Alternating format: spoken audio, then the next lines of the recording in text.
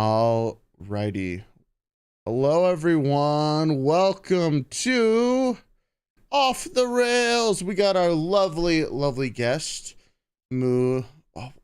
Wait, which way do I say it? Is it Inanaku Muu or Muu Inanaku? Inanaku is my last name. Yeah. Look, I'm having trouble talking. It's early in the morning already. Welcome, Inanaku Muu. How you doing? Yeah, y'all can call me Moo, or if you're a weeb, Moo-chan. That is fine. It's all daijobu. Although This kind of is sad I can't hear your BGM. It's like super quiet. oh, it's actually turned off. I was about to turn it back on. Because we have great background music for this, but this has been a collab. Oh gosh, how many months in the making? Like, because you reached out to me like 6 months ago. Feels like... I don't want it to be 6. I would like it to be a number smaller than that, but you might be right. I mean, yeah. Look. I may or may not have been delaying this just a bit. Oh, chat disappeared. Come back, chat. There you go. Okay, yeah. We're back. Chat's back. But yeah, I might have been dragging my heels just a little bit. But we got to it eventually. Little. I'm trying to have my leap motion here. Okay, that's there. Oh, no. That's a no.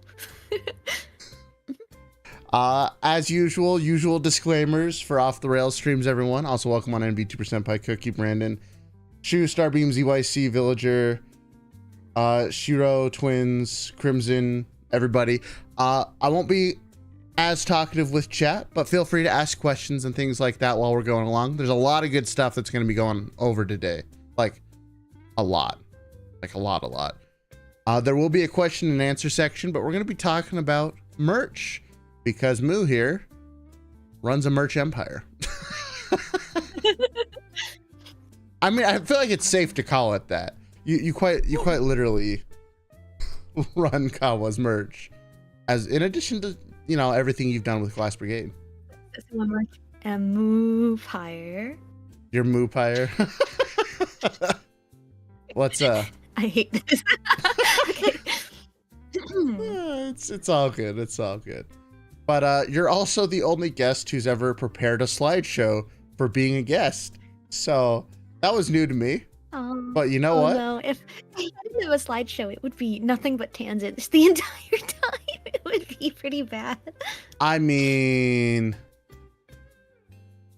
look, we do tangents around here. We go on a lot of tangents. It's fine. Everything's fine. We definitely didn't go on a 5.5-hour rant with Penumbral, who was on here last time. See, we have a nice structure planned for today. With him, I had a structure and we didn't do any of it, like, at all. It was just tangents and tangents and tangents. So, you're good. This is going to be more structured. We'll actually get through what we're supposed to talk about today. But I think with all that out of the way, I would ask you to introduce yourself, but I know that's going to be on one of these beautiful slides. Yeah, let's start it up with my beautiful animation so everyone can see. It's true. Oh baby, look at such animation, much wow, very very pog. Oh, Cookie asks, can we get a moo from Moo? Moo. Yes. Thank you. So beautiful.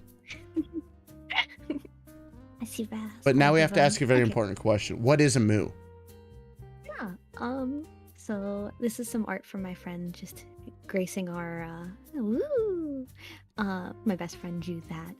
So I realized I didn't have my mic next to my mouth, so my mouth wasn't moving when I was talking. Because I use VC Face with my my headset mic. Anyway, so my qualifications that make me a merch person. First of all, I don't remember what I wrote first. You're gonna have to click first.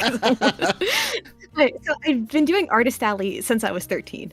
So those of you who can do math, that means I'm 28 right now. Woohoo! But yeah, I have my international business degree. A little piece of paper is like, oh, you kind of know what you're talking about. You went to a couple of college classes.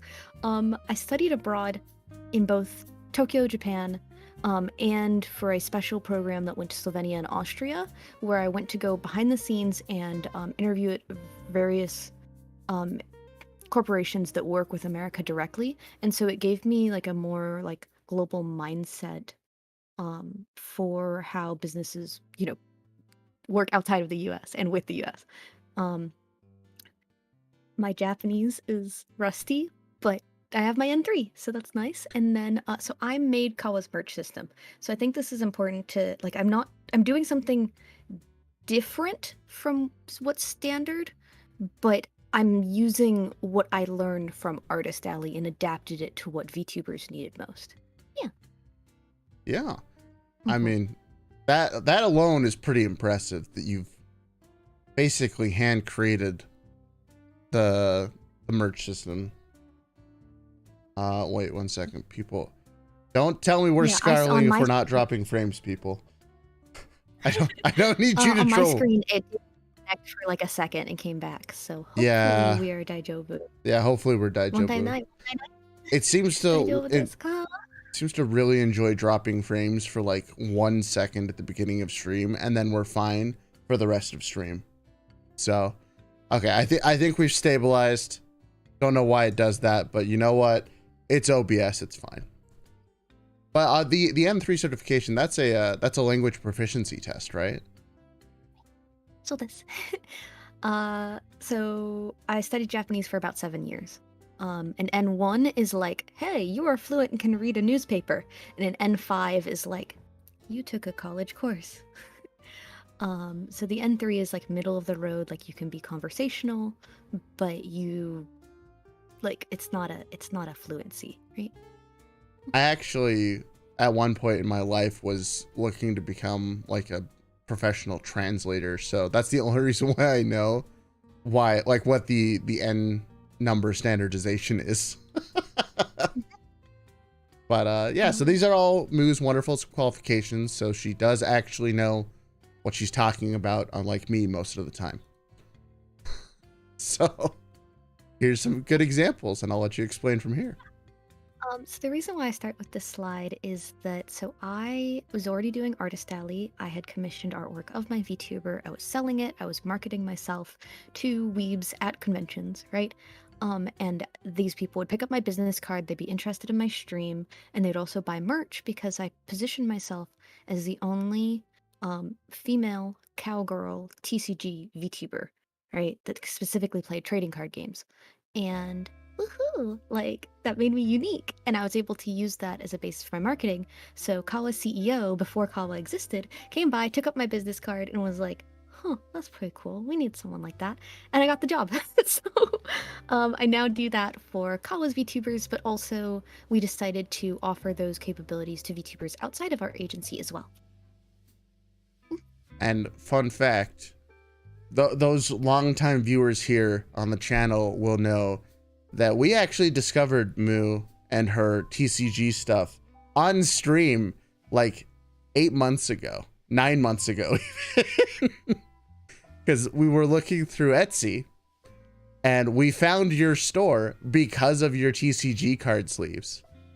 I very vividly remember that because I'm like, wow, a VTuber who puts themselves on their own card sleeves. That's kind of cool.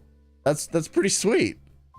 Kind of funny that I haven't streamed in like a year and there's still people who are like, oh, there's this like legit big VTuber that plays card games, and I'm like, I have a job now. but yeah, you have a different job. About when I watched like the top 8 for like Digimon tournaments, about half of the players were using things that I made. So because Digimon was the main game that I specialized in. That's cool. So. That's really cool. All right. So this is a pretty important stream. I need to be like pointing to the side. You know the meme of it's like, they can't stop me because I can't read. Read the sign, like.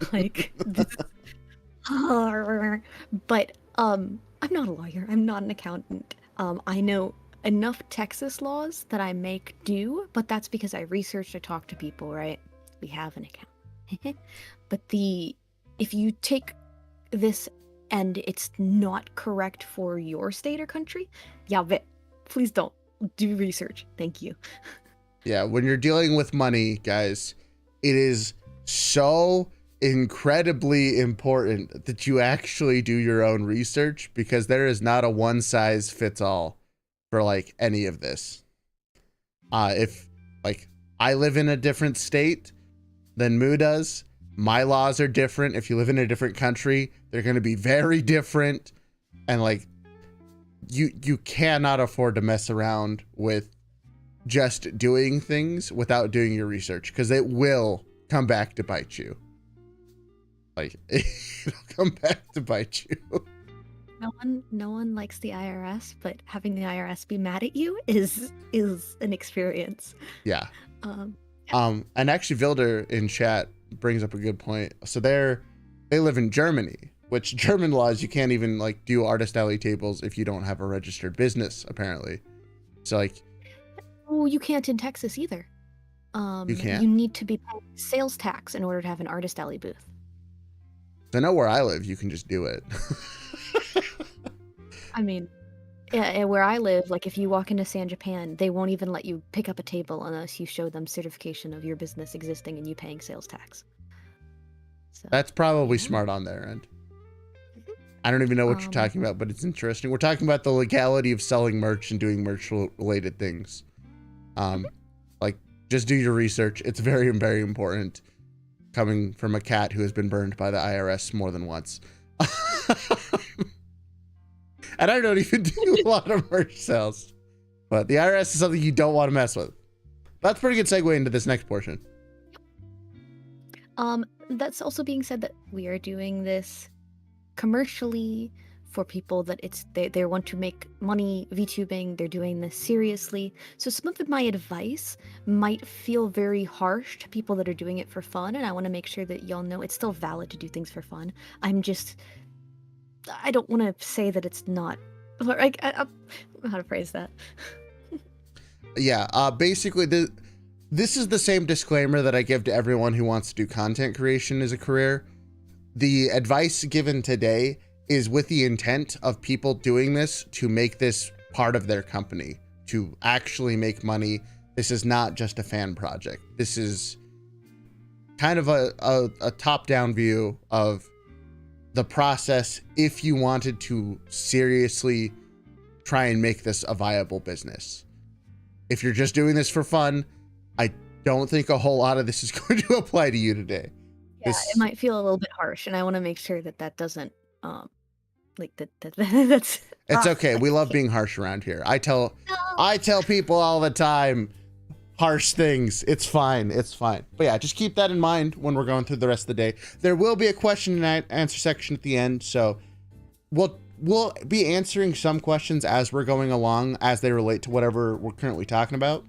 But if you have specific questions, I'll open up the YouTube Q&A feature probably about halfway through the presentation, just so that we can get some good questions piling up. Which is great. I probably should have had this on screen while I was explaining that, but yeah. I do have ADD.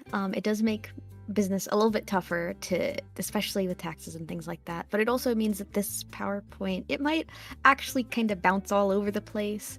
If I say something and it doesn't make sense, obviously, just feel free to. Don't worry, I'll call you out. I got you. Let me do it for you. Such a good image. I love this dog. This dog is my life now. So this is our first real like interaction part. So to you, what is the goal of making making merch of your VTuber specifically?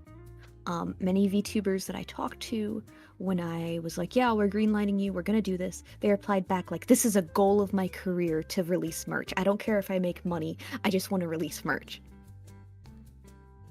Yeah, I was in that boat. We'll put, I have since changed my mentality around merchandising, but I definitely agree with that. That merch is kind of like this mythical thing to most of us. At least the first time we interact with it, it's like, oh, I have merch, and then once you have it, you're like, wait, okay, now, wait, but what does it actually do? Now what? What do I do? What do I do now? But so chat's not really moving, so they're just like, what's the answer? What's the answer? So let's go ahead and but this is a fantastic answer that you've written up here. a rewarding system of revenue for a content creator that incentivizes community growth and supports other activities such as the creation of art or additional streams. Yeah, So this is honestly such a great answer, because I technically do have merch. Links in the description, guys. But I admit, like, because I had that same problem when I first launched merch, is I didn't have a goal with it. I just assumed that, I mean, I also hit the merch goal that I'd set for myself a lot faster than I thought I would.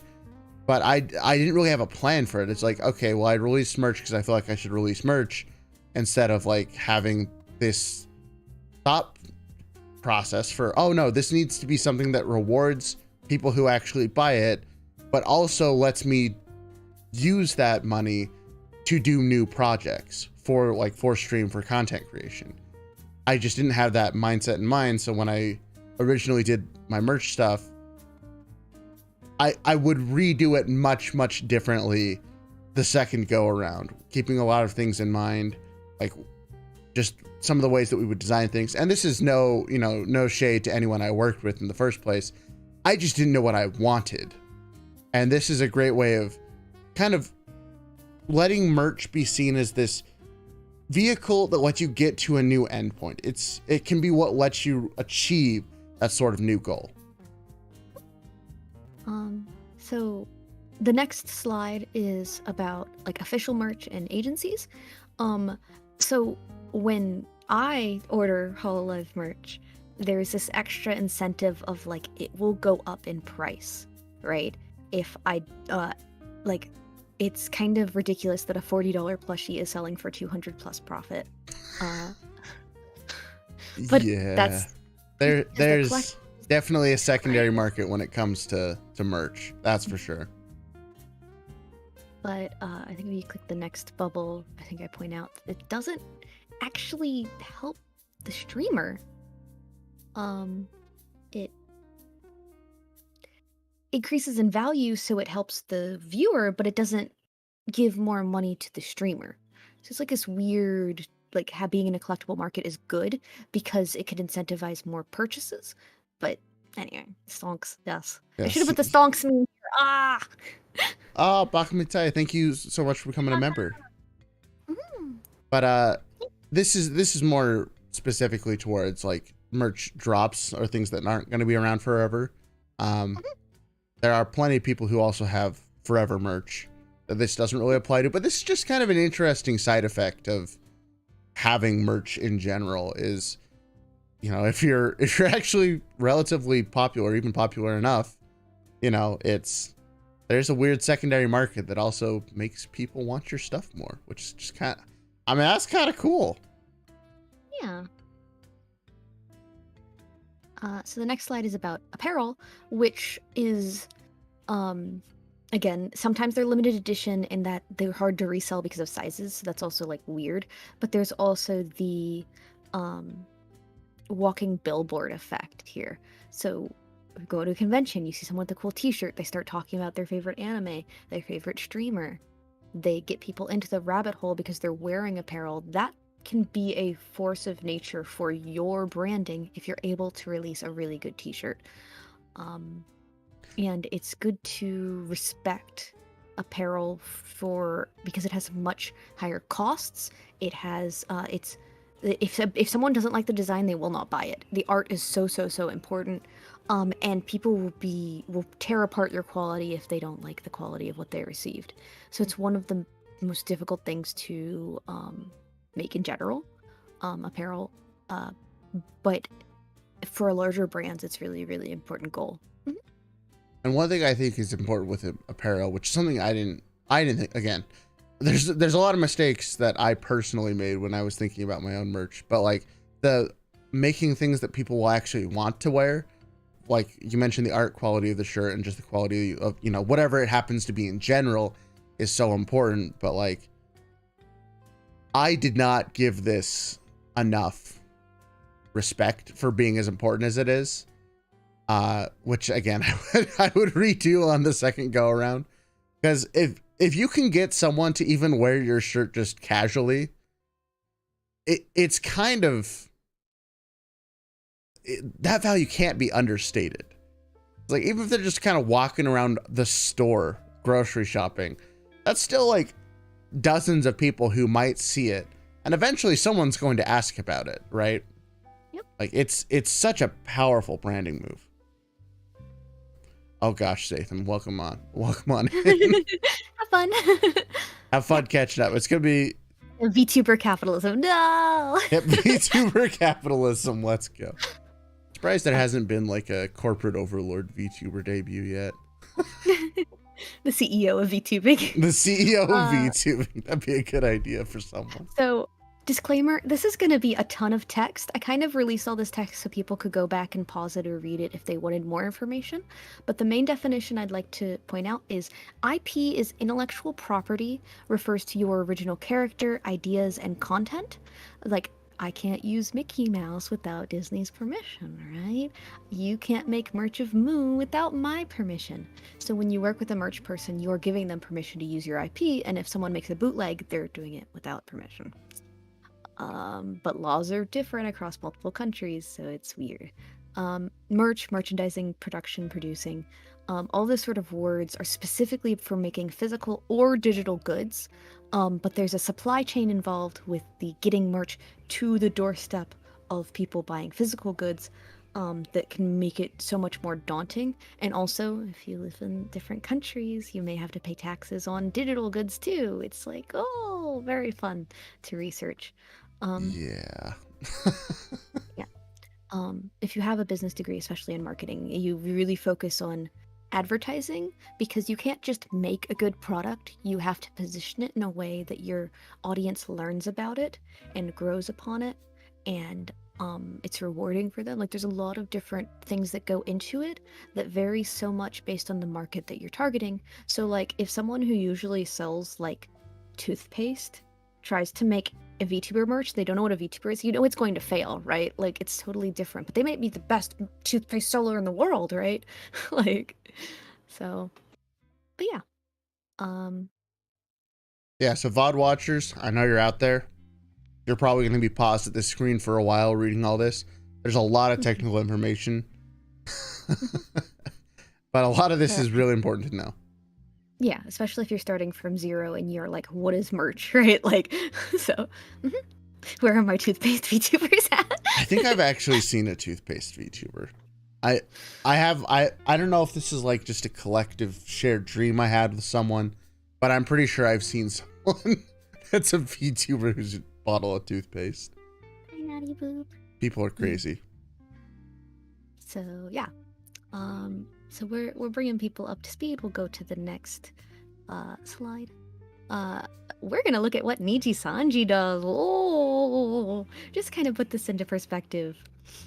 Yeah, y'all are about to see the true power And of I didn't make merch. these charts. You can find these charts. They release them publicly. These are Googleable, like Niji Sanji revenue charts.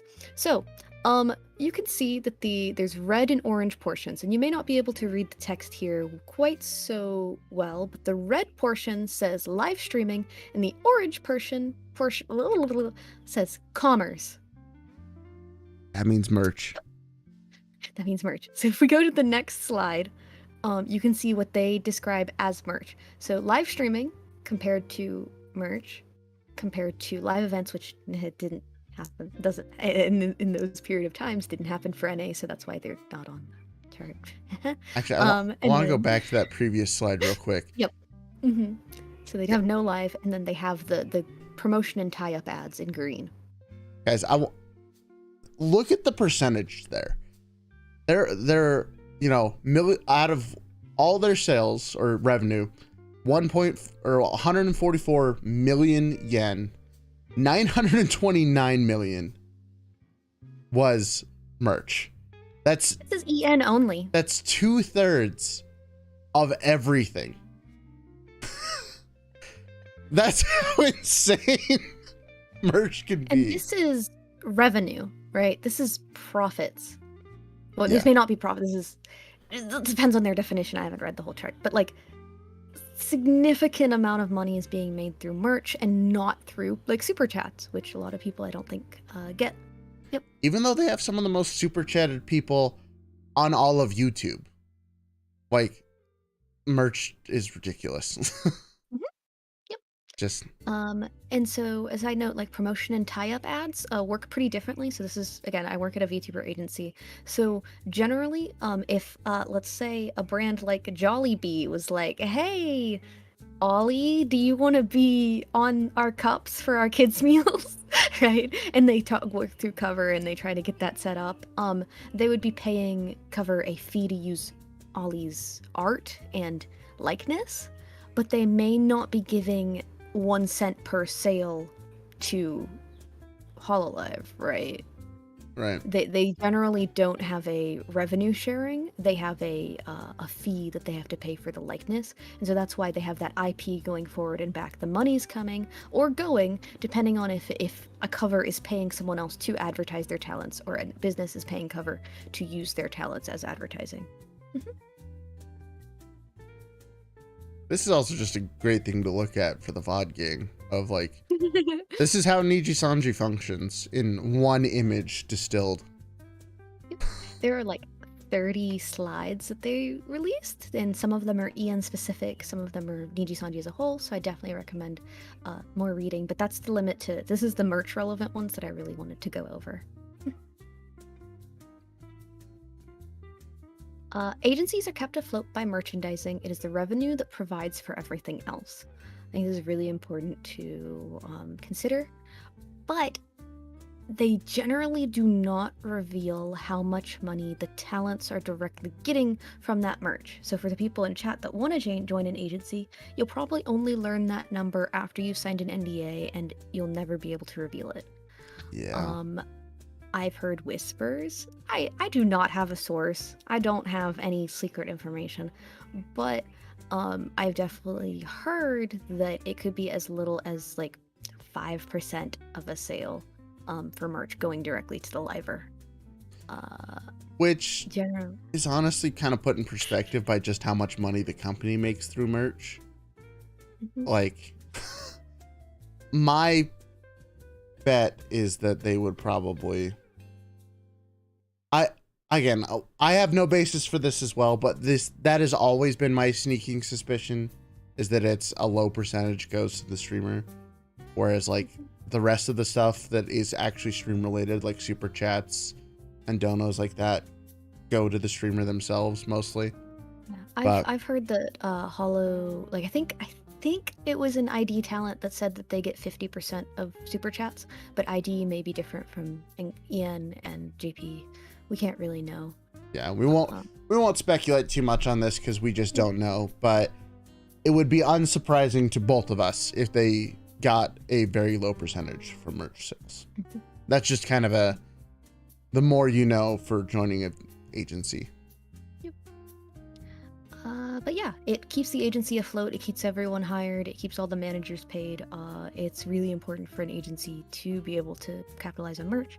So that's why Kawa does it. Woohoo! But yeah. This is also why every other post from Niji-sanji is shilling their merch. So it's like, that's my salary being made. Yep. So now that we've kind of like brought people up to speed with like the general gist of what we'll be talking about, I wanted to give people like a over. Oh, hi Kawa. Look. How you doing? Hi Kawa. Hello. Hello. I've kidnapped one of your members. She's gonna spill all your secrets. Oh my god. I have a DM. Oh my god, let me check my boss's DM. It's nothing important. Okay. Dang, I thought I was gonna get some Good morning. some juicy exposed material for stream. Oh God. Let me ask her a question. And I say, That's always a great way to start off a conversation. Can I say? Oh gosh, good times, good times. okay. So the first part that I wanted to do here is let's make some concepts. So this is going to be exactly what I do with a client after Akawa's like, yes, we want to work with this person. Damn it, she said don't give a specific number. Damn it. I have to go to that slide and I have to delete the number. Oh. That's okay. Do you need me to restart the presentation? Yeah. All right, I will restart it. Yep. We can't be giving away Kawa's secrets today, everyone. Okay, I kind of knew she'd wake up late, so I was like, I'll just make sure when she wakes up. Anyway. We tried, everyone. We tried to get the secrets. So, okay. And then I should remove the blue boxes, actually. We have I'll remember to remove the blue boxes. It doesn't remove the blue boxes over the Raelz merch. Cries. Anyway. So, now we're good. Okay. Me.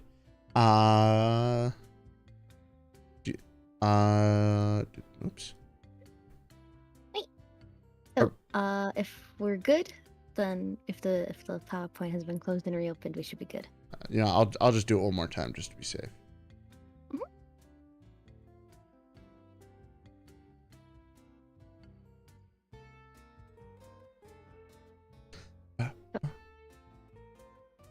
Wow, I just got lost in jamming out to the music in the background. Sorry.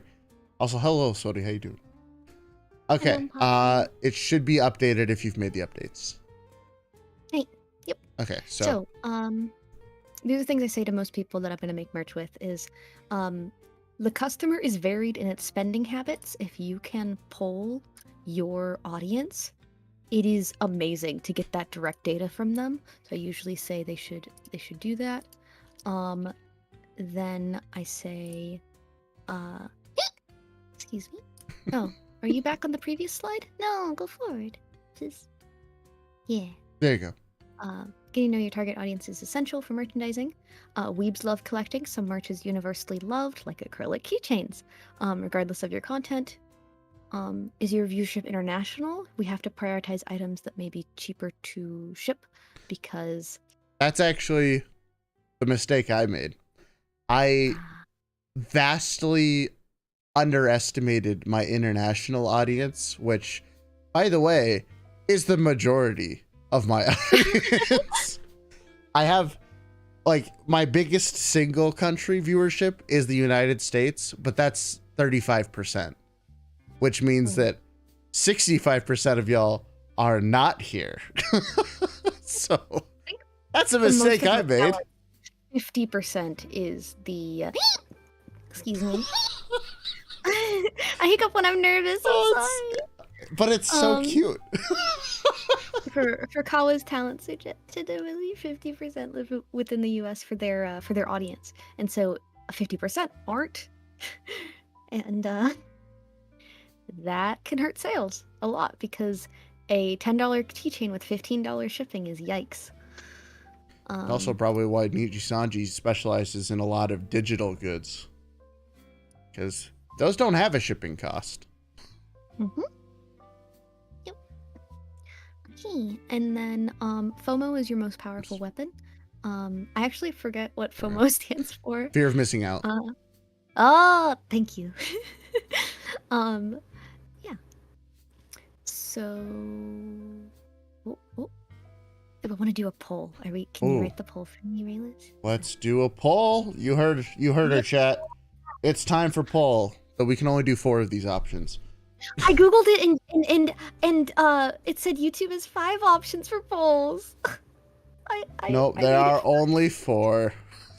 Well, unfortunately, There are only 4.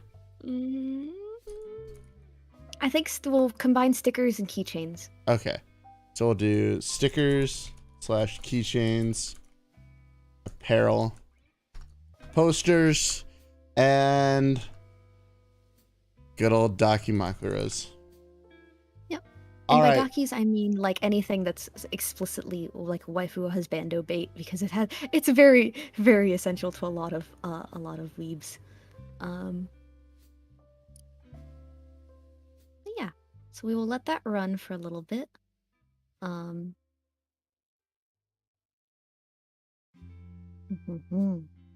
unsurprised that stickers and keychains are already very, very clearly number 1. Yep. Because the rest of them can be expensive to buy multiples too. Like, yeah, I I work in the shipping world, so I know exactly how expensive it is to ship things that are even slightly big. Also, thank you for the super chat, Zatham. I appreciate it. Not enough VTubers have enamel pin merch. yeah, enamel pins require a mold to be made, which generally means that VTubers are locked into. Oh, your super chat alert is cut off, Raelz. It is cut off on this scene, just so it doesn't man. scare the hell out of me. Sorry, there's my ADD going off Zoom. It's all good. It's all good. Yeah, they are long production process. There's a high chance of the quality being B grade or lower. There's a lot of things like that. They to get a really high quality product to customers, you have to put in like $200 to $500 upfront generally, and that's really unless you're a big agency, it's not necessarily not feasible. So yeah. Mugs are really tough too because 50% of mugs shipped to customers break and then they get angry. Really? And then you make $0. Like, this is from a friend that they tried to start selling mugs and they shipped out like 100 mugs. They got so many. They used the packaging they were recommended and it's not good. I must just be lucky because the only merch of mine that's really sold even remotely well was mugs, and I've not heard any problems yet. This was a couple years ago. I do think that they've become more sturdy, and the USPS maybe cares a little bit more. Maybe not. So we'll see. Hopefully they're just better now. I mean, USPS in general is well, we have choice words to describe them, but okay. So the winner is clearly stickers and keychains. Yep. But let's say you sold 10 keychains or you sold 1 Dakimakura. You'd make the same amount of profit off 1 customer versus 10 customers. So it's true. It's true. It's so very interesting. I've seen your takes about Dakimakuras on Twitter. Yeah, that's right. I pay attention. I'm gonna call you out. I have talked to people that they, on average, hit like 100 CCV, and they've sold like 10 Dakis total with amazing art. Like, they are very well established. They may even do lewd content, and they sell like 10 Dakis. I think that kind of just goes back to your, like, knowing your audience. Because, like, again, I just know personally, most of my audience is overseas. I have a surprisingly high viewership in Germany. Looking at you, Vilder. But like my viewers are in Germany and Malaysia. Laws. So if I ship anything to Germany in a year, I have to pay Germany for the approximate cost to recycle any packaging I sent into the country. Yeah.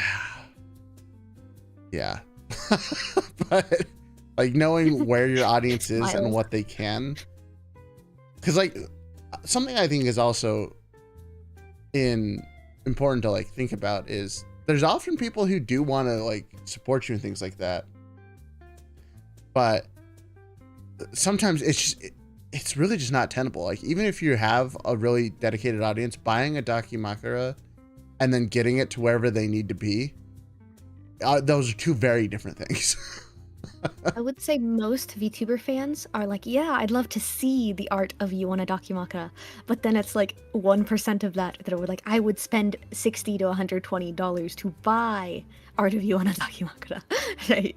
Yeah. So it ends up skewing a lot of data.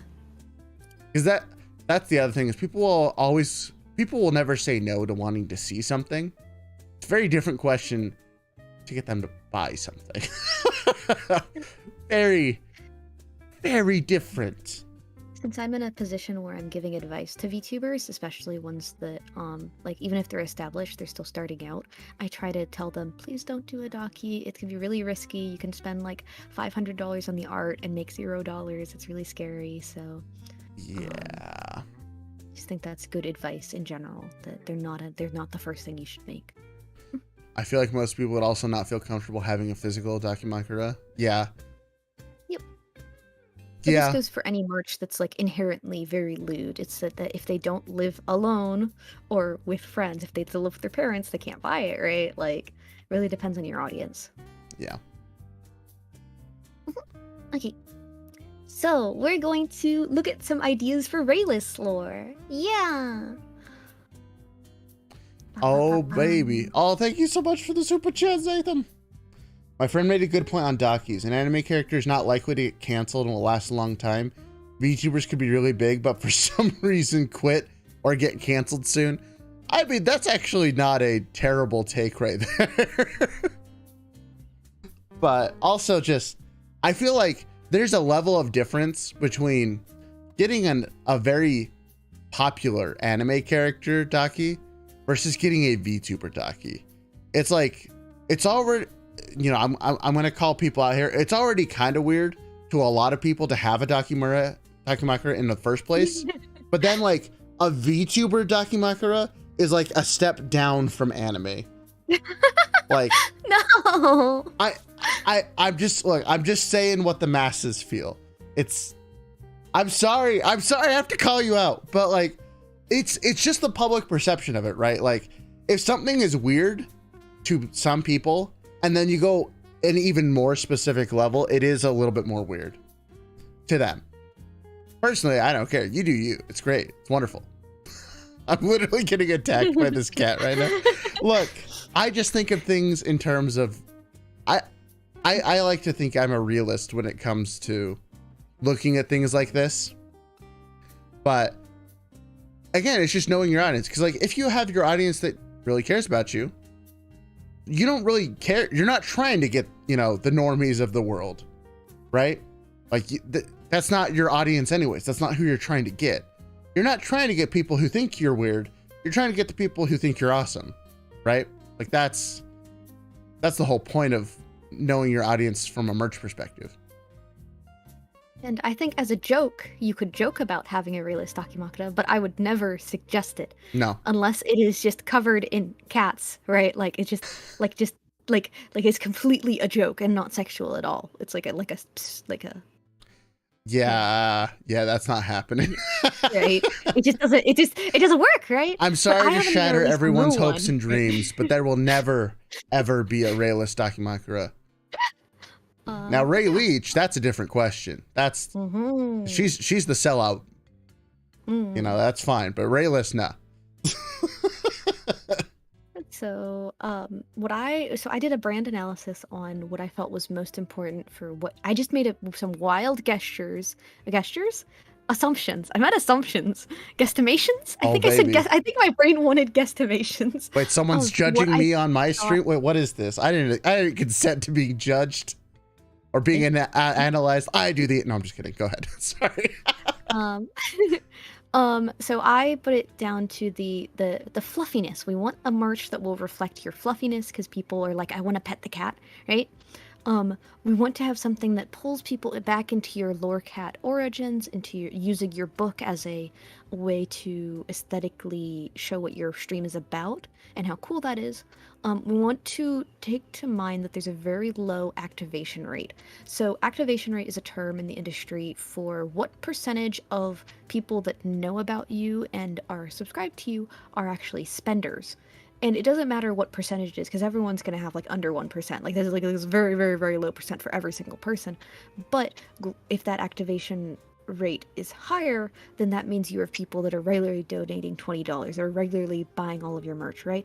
If you have a low activation rate, you don't want to bite off more than you can chew while you're still cultivating an audience that, excuse me,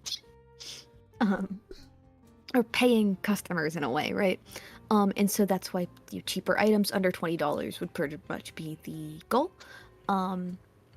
And lives on references is so much of your content is giving back to the VTuber community through analysis that a couple of well-placed puns and references could make something really, really fun that they see that, they laugh, and they click buy. Yep. So, I say that is a very accurate representation of what happens here. you were nodding through the whole thing, so yeah. And these are all things that I didn't really think about when I did merch the first time. Like, again, I worked with some very talented artists. They made some great stuff. But this, I wasn't thinking about merch as seriously as I should have.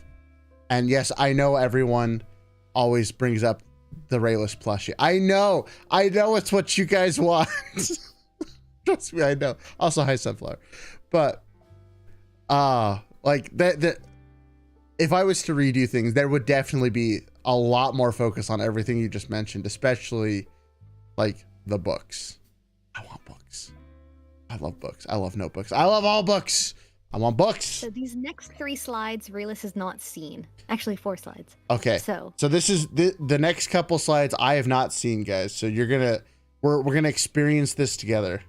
And I kept myself to concepts that I could draw up and explain in like 2 minutes. This is very like simple stuff. All right. Nothing too crazy. I'm excited. Okay? So 1, plushie, but low price. Oh, that's actually kind of cute. So I can make these shaped keychain pillows. They would sell for under 15, and the art of your model could be used. We wouldn't have to need to get original art. One side could be the crying emote, so they could squeeze you and bully. Oh, that's actually so cute. I've never even thought about this. I love mini pillows like this because a lot of fans that they stem like ADD. Sorry, we're Kurikawa. We're very, very forward with mental health. Is that if you have something that you need to pet to calm down, these little plushies, one of Honey's fans, it helps her calm down. And it's really important that it's soft and it's relatively sturdy and still washable. Yep. Oh gosh, I can already I know for a fact this would. So occasionally viewers on stream can occasionally hear a little clink in the background. I have a pen that I'm always just constantly spinning or fiddling with during stream. It's just what I do. I don't know why. This would probably just replace that. I'd just be playing with a pillow while stream. But this is, I actually really like this idea. Like this is so cute. My manufacturer for this, after I place my order, I get them about 2 weeks later. So that's pretty really, fast. Really easy to order. That's actually really fast. Yeah, so customers aren't waiting too long. Man, I mean, of course, every package can get caught by customs and delayed, but in general, pretty fast. Yeah, customs can actually we don't like customs here. Yeah. Customs are terrible. But no, I like this. This is a concept that I would never have even thought about. Mm-hmm. At least on like this, like a mini plush or mini pillow. This is so cool. Yeah. Okay. There's 3 more of these things? Okay. I'm excited now. I'm really excited. I want to see what the next one is. So this is okay. That's a picture of me. That's why I'm posting this, because it's showing the scale and it's on a car. Like people are like, "Oh, it's your titties." I'm like, I have to show my face all the time for Kawa. That's fine, right? But we made peekers for our Kawa Entertainment talents, and that peeker there is actually of Iron Mouse. I drew that by myself. Woo! Instead of having a sticker, I would love a car decal that is Mimi to VTuber culture, like these ideas. I just noticed the down the rabbit hole. Yeah. That's actually so good. Having your book open up and have references from your streams, not just having, hey, this is a cute peeker of Raelz, but having something that pulls your audience's experiences and your content back into it. Man, that's actually really cool. Now, Why'd you have to show me all this? Now I'm getting excited about things. Oh, that's really cool. This is another thing I just would not have even considered. That's really cool. All right, so the next one may not be a real book, but I want you to look at that and just, isn't this cool? Wait, hold on. Wait, okay, hold on. I gotta pull this up bigger on my screen. It is an acrylic keychain that is there's front and back of a book, so your artist decorates the inside and the outside, and it has so it's a keychain anyone can take with them. That is actually like the coolest thing I've seen yet.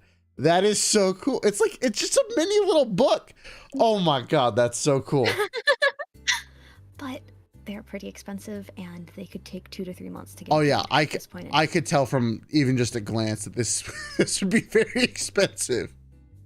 If you're able to crowdfund selling at least like 10 to 15, then you would be good though. As long as 10 to 15 people are willing to wait 3 months, we could get this made. You would have to get pretty unique art for it, but this is way cooler than any other acrylic keychain to me, right?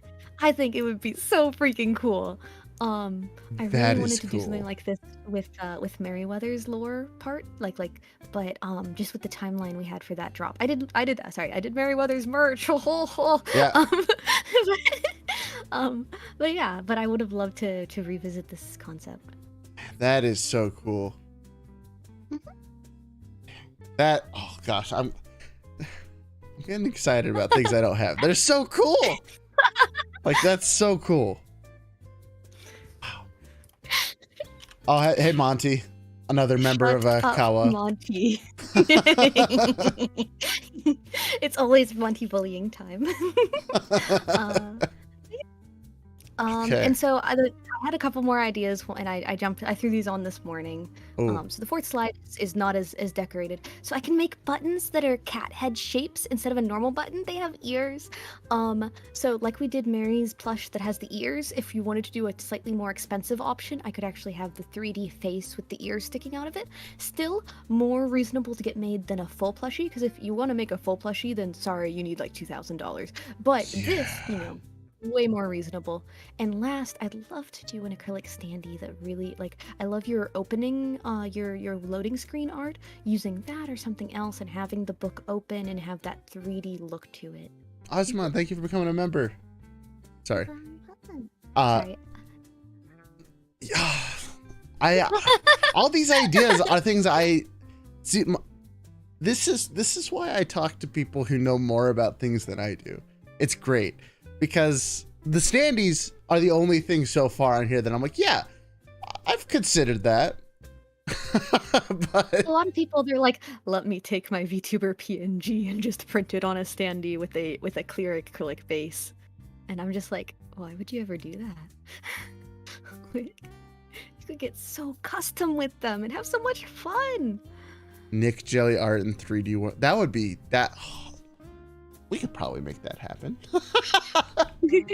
As long as you get permission from the artist.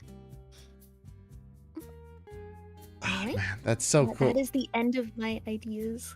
Thank you very much for. I could just listen to ideas for like a couple hours and be great. And if we have time at the end, I'm open to randomly choosing someone from the audience and doing this live, because this is my full-time job. This is what I do. I meet with VTubers. I talk about their brand and their audience and what I think would be a good fit. Yeah, and you've done a lot. Is this bots? Are you? What? Oh, thanks for subscribing. No, that it just doesn't always update in real time. Okay. Nah, don't worry. We bots generally don't bother us once you turn on subscriber mode only. A little less chat involvement, but I'll take that trade off instead of getting spammed by bots all the time. Okay, now we get to go away from the really fun, awesome stuff that I love into something that's very important. It's very, very important. Laws. Good old the legality of stuff. And this comes with You guessed it, another disclaimer. Do your own research. I'm not a lawyer. I'm not an accountant. This is specifically based on Texas law, American law, and it might even be outdated because it changes often. Please do not say a funny cow and cat on the internet gave you advice. Do your own research. Wait, hold on. I got something for this. I got something for this. Oh boy.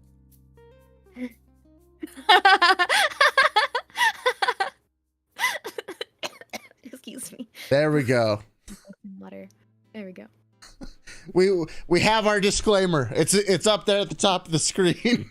That being said, I will take a step back for the next couple slides and like give y'all some basic information before we go 100% into laws, right? Accountant. Oh, here's another slide just to further push upon. Yeah. All right, let's see here. Right. So, this is it get people interacted. Would you, if you're a VTuber, be okay with someone you don't know drawing fan art of you and selling it in the artist alley? That's always a question that in the past, I would have said I'm not okay with that just because I had a way too big ego for my own good. Today, I don't really care. You're going to do it anyways. Why should I care? So, yes, go for it. Both large indies and corpos have, like, multiple times said yes. Like, when someone went out to all the different artists and was like, please let me buy it. And the artists were swooning, And the giant dakimakuras that my friend Luwood makes. So, like, it is a... I will say, though, if you make fan art of me and sell it in an artist alley and you don't tell me that you made it, we're going to have a problem. Because I want to know. I want to see it. Yep. So you better tell me. I want to see it in live. I want to see it in the wild. So if you look in the next slide, I actually have why it's legal. Here's vshoujo.com/about. Can I create fan art and sell it? Yes. It's basically just free advertising. That is the entire answer on the VShoujo website. For Hololive's website, I didn't grab Nijisanji's even though Nijisanji was on the previous page. Okay. It said, please limit your creation of derivative works to fan or hobby level. Do not make like 100% of your profit be someone else's IP, which is smart, right? Yeah. Yeah. It is like free art marketing, right? But generally, it's more than that. You want people to draw fan art of you and talk about you, and if they don't have a way to make rent, then they won't have free time to draw. It's pretty clear that like if you spend time punishing fan artists, you will not have any fan artists left. And it's really just like if someone's that excited about you and can like make good art, like it's basically just a net positive to you. Like, yeah, you're not getting the direct money, but chances are like they probably wouldn't have just bought from you anyways, because if they're selling it at conventions, they happen to be at the convention that you're probably not at, and like it's basically just a net positive for you. It's brand recognition. Like there's actually kind of a funny analogy here, which this is true of most forms of media and selling things. And this actually even also applies to like YouTube and things. But if people are excited enough about you to be making stuff and posting it on the internet, that's something you should just basically always be excited for. Because they're getting your name out there without you having to do anything. The person buying that, whatever it is of you, probably is already subscribed to you and probably already watches your streams anyway. Like, they probably have official merch anyway, alright? Like, it's true. If someone's gonna buy merch, they'll probably buy the official merch first and then the fan art. Yep. But, you know, this is also a great way, like, harkening back to my own audience here. Like I said, there's a ton of you that are in different countries. If someone in Malaysia started making fan art and selling there, like, that's not something I can even do over there right now. Like, good, more power to you. Like, wonderful. It's awesome. You know? So, Yep. just, As long as it's not a bootleg, like literally stealing your PNG. If it's original fan art, like, that's awesome. yeah, I think that would be the only exception to this, is, like, as long as they're not just straight up ripping, like, your official merch and putting it on their own site, right? That'd be the exception to this, because no one's a big fan of that. But So we'll go to the next slide since we are talking about that, like, inherently, because we have to explain a little bit more about what an artist alley is for people that are international. Back over a decade ago, an artist alley table was a lot simpler. Maybe you had some posters printed at Kinko's or your dad's printer. Maybe you hand drew something and made copies of it. And even up to, like, when I was in Japan in 2013 and 18, I couldn't find any pictures, but, like, it was very simple. Most of the books that they sold were like $5, right? It wasn't about profits, it was about fandom, and it was about making a little bit of money to spend on other cool stuff, right, at the con. There wasn't as much of a career. It was very fan-made, very, you know, pure. But now Now, I just Googled Comiket, and not Comiket, Anime Expo. These are the first two images that were on the Anime Expo website. I forgot to link the credit. These are people that their full-time job is making fan art. And this is like a standard booth these days for people who take this seriously. If I've seen booths that are like, so the place where I live, we have a convention that's like Comic-Con light, but still very huge for us. Like 100,000 people go there every time. But like the booths and stuff for this, selling fan art is a bona fide business. We'll just put it that way. It's crazy. Yep. And if you go to the next slide, we can look about the legality that was the laws that were put into place over, you know, the 80s, 90s, early 2000s. So this is the Japanese copyright law first. Doujinshi are derivative works called Shinkokuzai. So Shinkokuzai is actually interesting because this is the same laws that, like, unless a victim speaks up, then no one else can bring that person to court, right? So you see this in a lot of, like, very personal cases, unfortunately. Like if someone's been harassed, the person that has been harassed needs to speak up. It can't be there someone else saying, "Oh, she was harassed. You need to take action against him." If she doesn't say anything, they don't want to meiwaku. They don't want to make this like this public disturbance, right? And so copyright infringement is called this in Japan, which is very strange, right? And so it only comes up if the copyright is like, "Oh, we make Pokemon and you have made something 18 plus and we don't like that," right? Then they will formally file a complaint and get that taken down, right? Or you just stole images from Pokemon. That's also not right. I could tempt fate right now by swapping into my Pikachu model, but yes, and have the thunder of Nintendo. Nintendo would sense a disturbance in the force.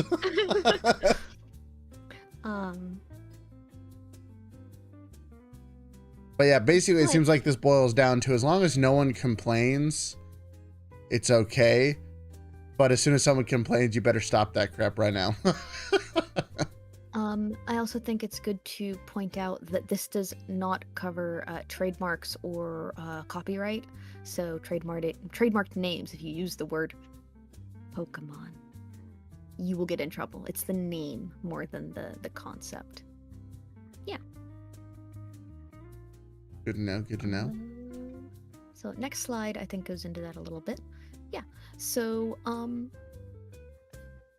in the US, a 3-year-old drawing Spider-Man on a napkin is technically breaking the law.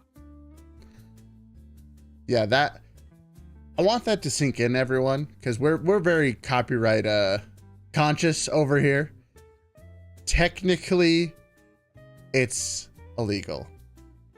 Technically, you are infringing on their IP, even if it's not for profit. It's very, very strict, but those laws are still in the same thing that if they don't complain, there's not an issue. No one else can complain for them. Unless Disney, Marvel themselves comes in and smacks you, no one can do anything about it.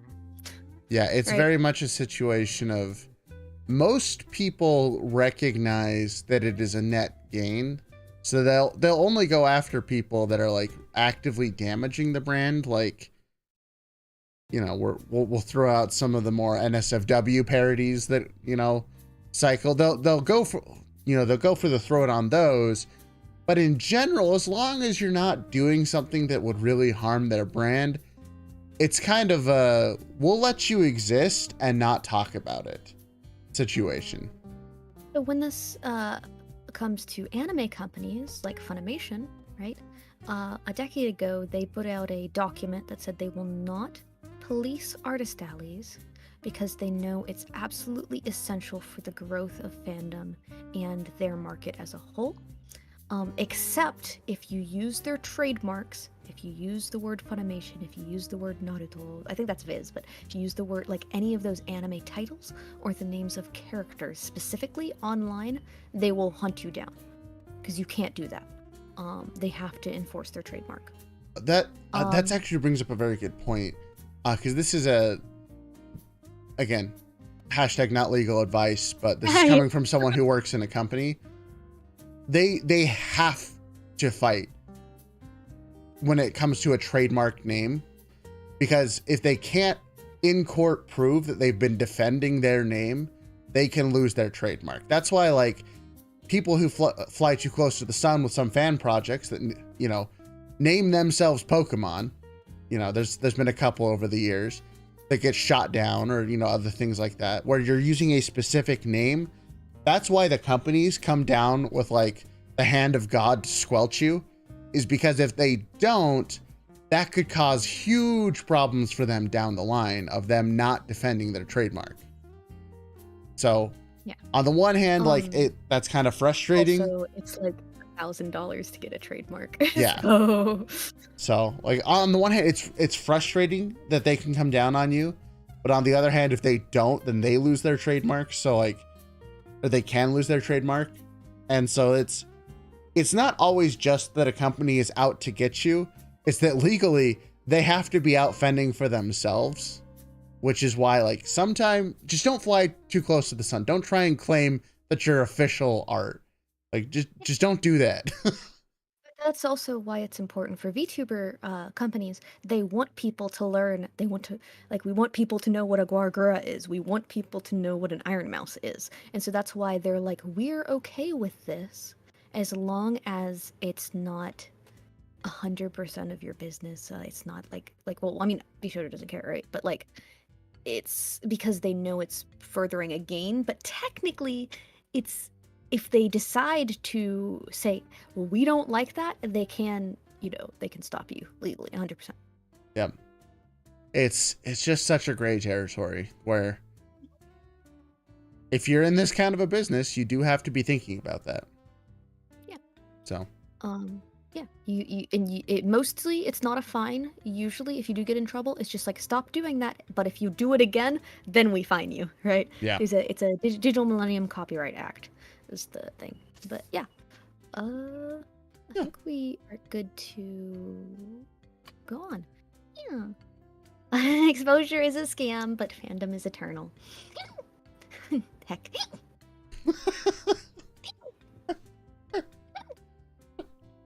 You all right there, Moo?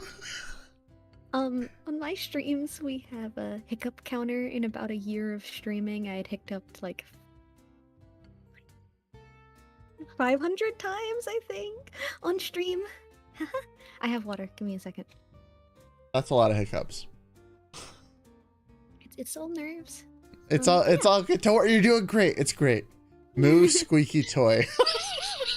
Yeah. Yeah, next time I make merch, I'm just gonna add a squeaker to it for maximum effect. I can do that if Just put a squeaker in the pillow. There you go. Perfect toy. Squeaker in it. Yep. Oh gosh. All right. Oh baby, this is my next favorite section of the entire presentation. By the way, I love this part. Yeah. You guys are gonna like this. We're an hour into this already, and we're getting to some of the charts that I made, like the first charts I made when I was like, I want to present on merch. So I am so sorry.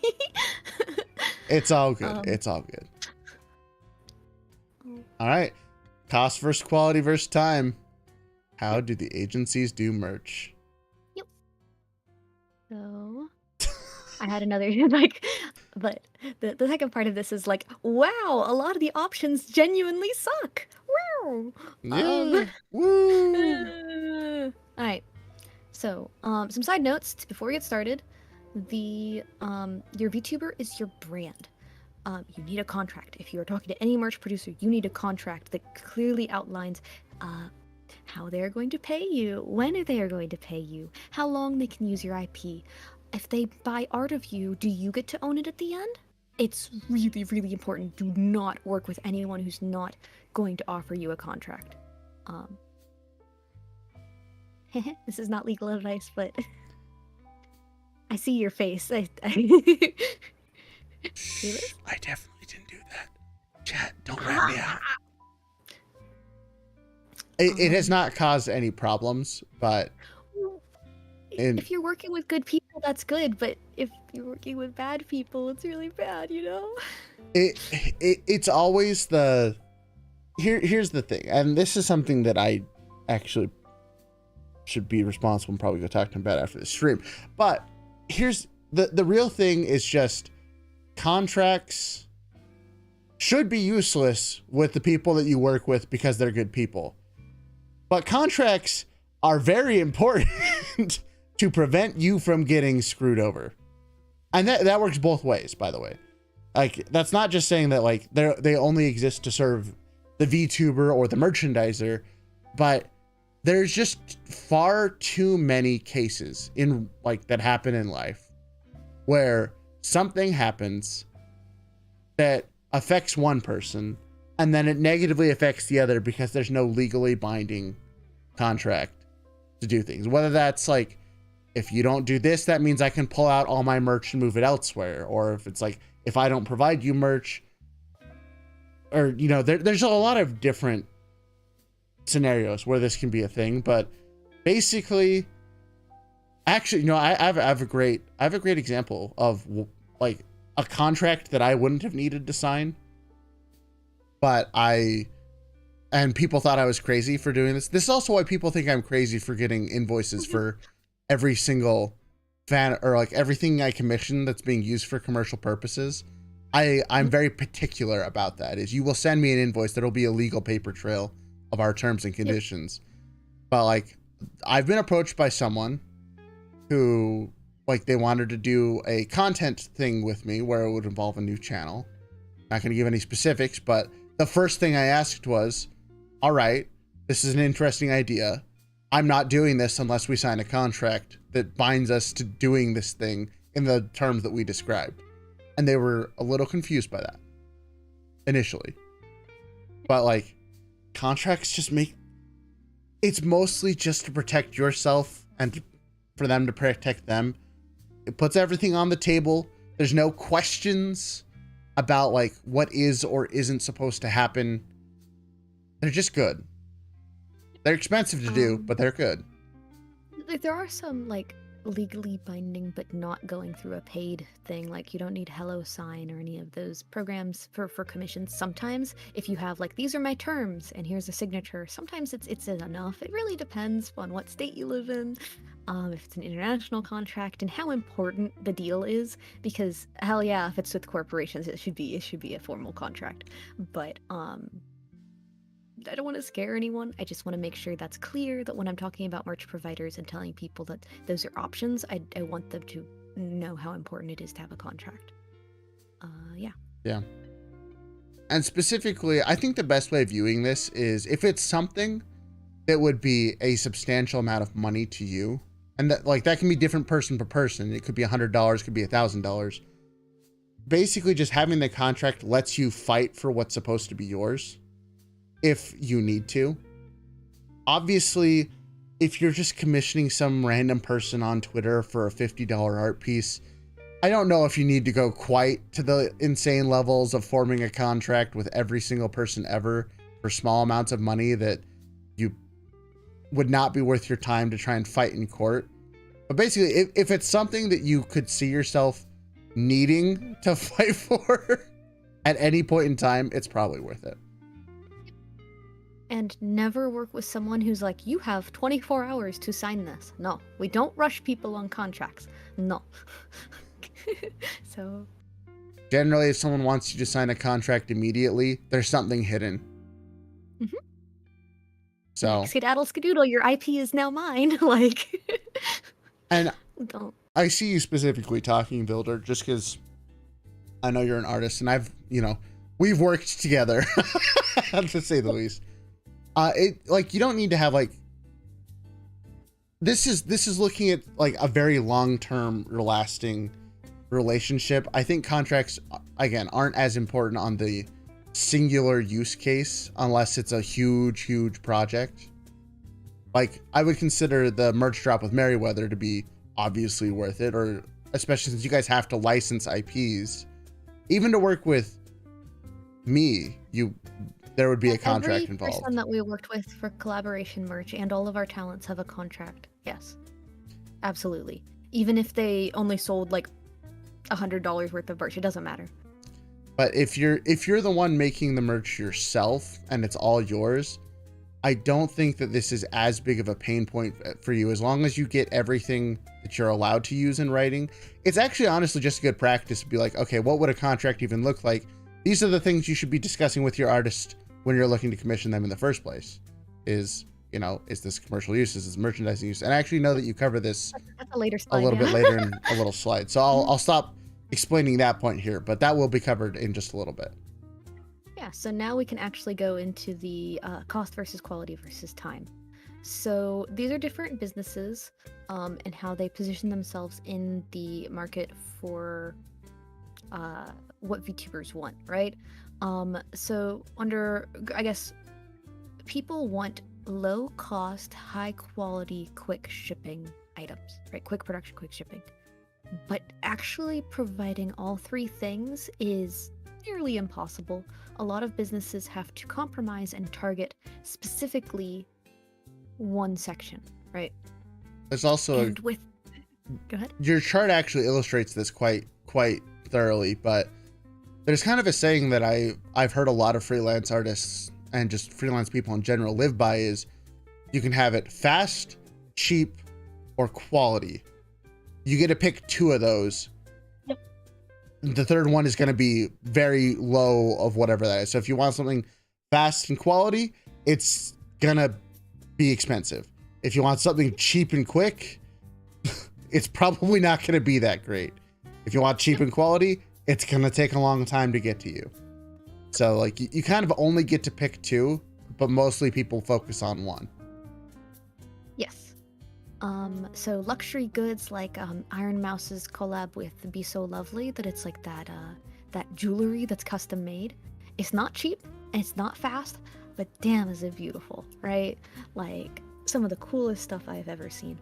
And Market has gone through the process of buying all of the machines for everything they sell, right? That's their whole thing, is that they can print things on time, but they haven't quite become known for being fast, right?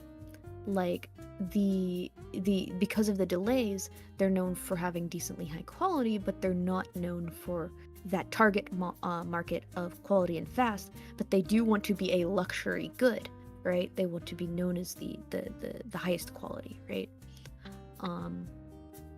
Where the agencies, we want to offer a good price in order to get people into our talents. We want it to be affordable for people to buy merch and support our talents. So being a price leader is actually really important, but we have to accept that means we have to sacrifice speed, because we have to go for, if we want to be cheap, we also have to have the cheapest production right? But we still want to have decent enough quality that no one feels like it's a ripoff, right? I'm sorry, Ed. Sorry, my friend Ed is in chat, and he ordered a shirt from Uwu Market, and it was the incorrect decal after waiting 3 months. Oof. Oh no, Oof. that sucks. Oh no. Well, so unfortunate, but they did move. They are improving, so I won't speak too much on that. And then you have the bottom of the barrel, which are print-on-demand options, and you can see my voice is full of disdain, but it does work for some people. I just know the horror stories, and I'm gonna go more into that. And also, I mean, Visojo just shifted, so they're not on here because they just changed to fourth wall. yeah. Fun fact: most of my stuff is print on demand because I live in the my merch is eternally available sphere, which, you know, there's pros and cons to that, but sometimes you do what you can.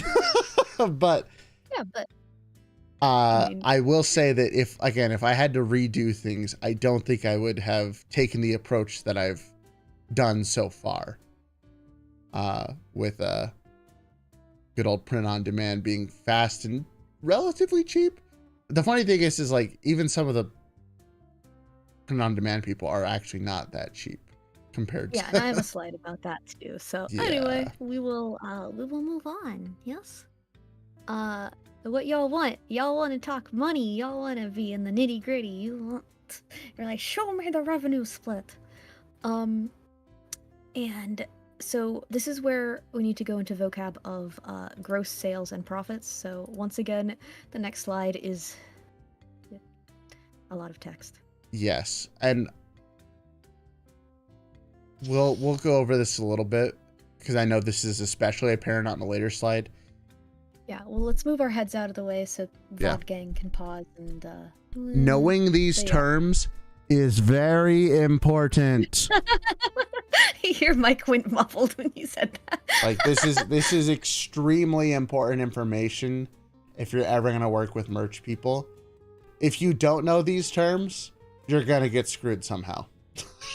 So if your contract says you get 25% of all gross revenue, then you would be sorry, I just read Raelz toe bean plushies and I'm like imagining. Thanks, my ADD is zooming in that direction. Toe beans. But gross revenue, so like, hey, I sold a $10 keychain. My VTuber now gets, oh, that is on the next slide anyway. But gross revenue and net profit are different. So if it's on gross revenue, it's on the total price that your customer paid. If it's on net profit, then it's only on the profits from the merch, right? But yeah. Pricing is based by cost. If you've never worked in any sort of company that sells things, you may not be aware that generally the cost of what you're selling is only 20 to 40% of the price you're selling it at, regardless of what industry you're in. Yeah, this is a behind the curtain moment for a lot of people. Is, you know, if you're buying a $10 something or other, chances are it probably only costs $2 to $4 to make at most. Correct. Yes. Okay. But and the reason is, look at the pizza, right? So this is, I didn't make this pizza. This is the next slide, right? Isn't it?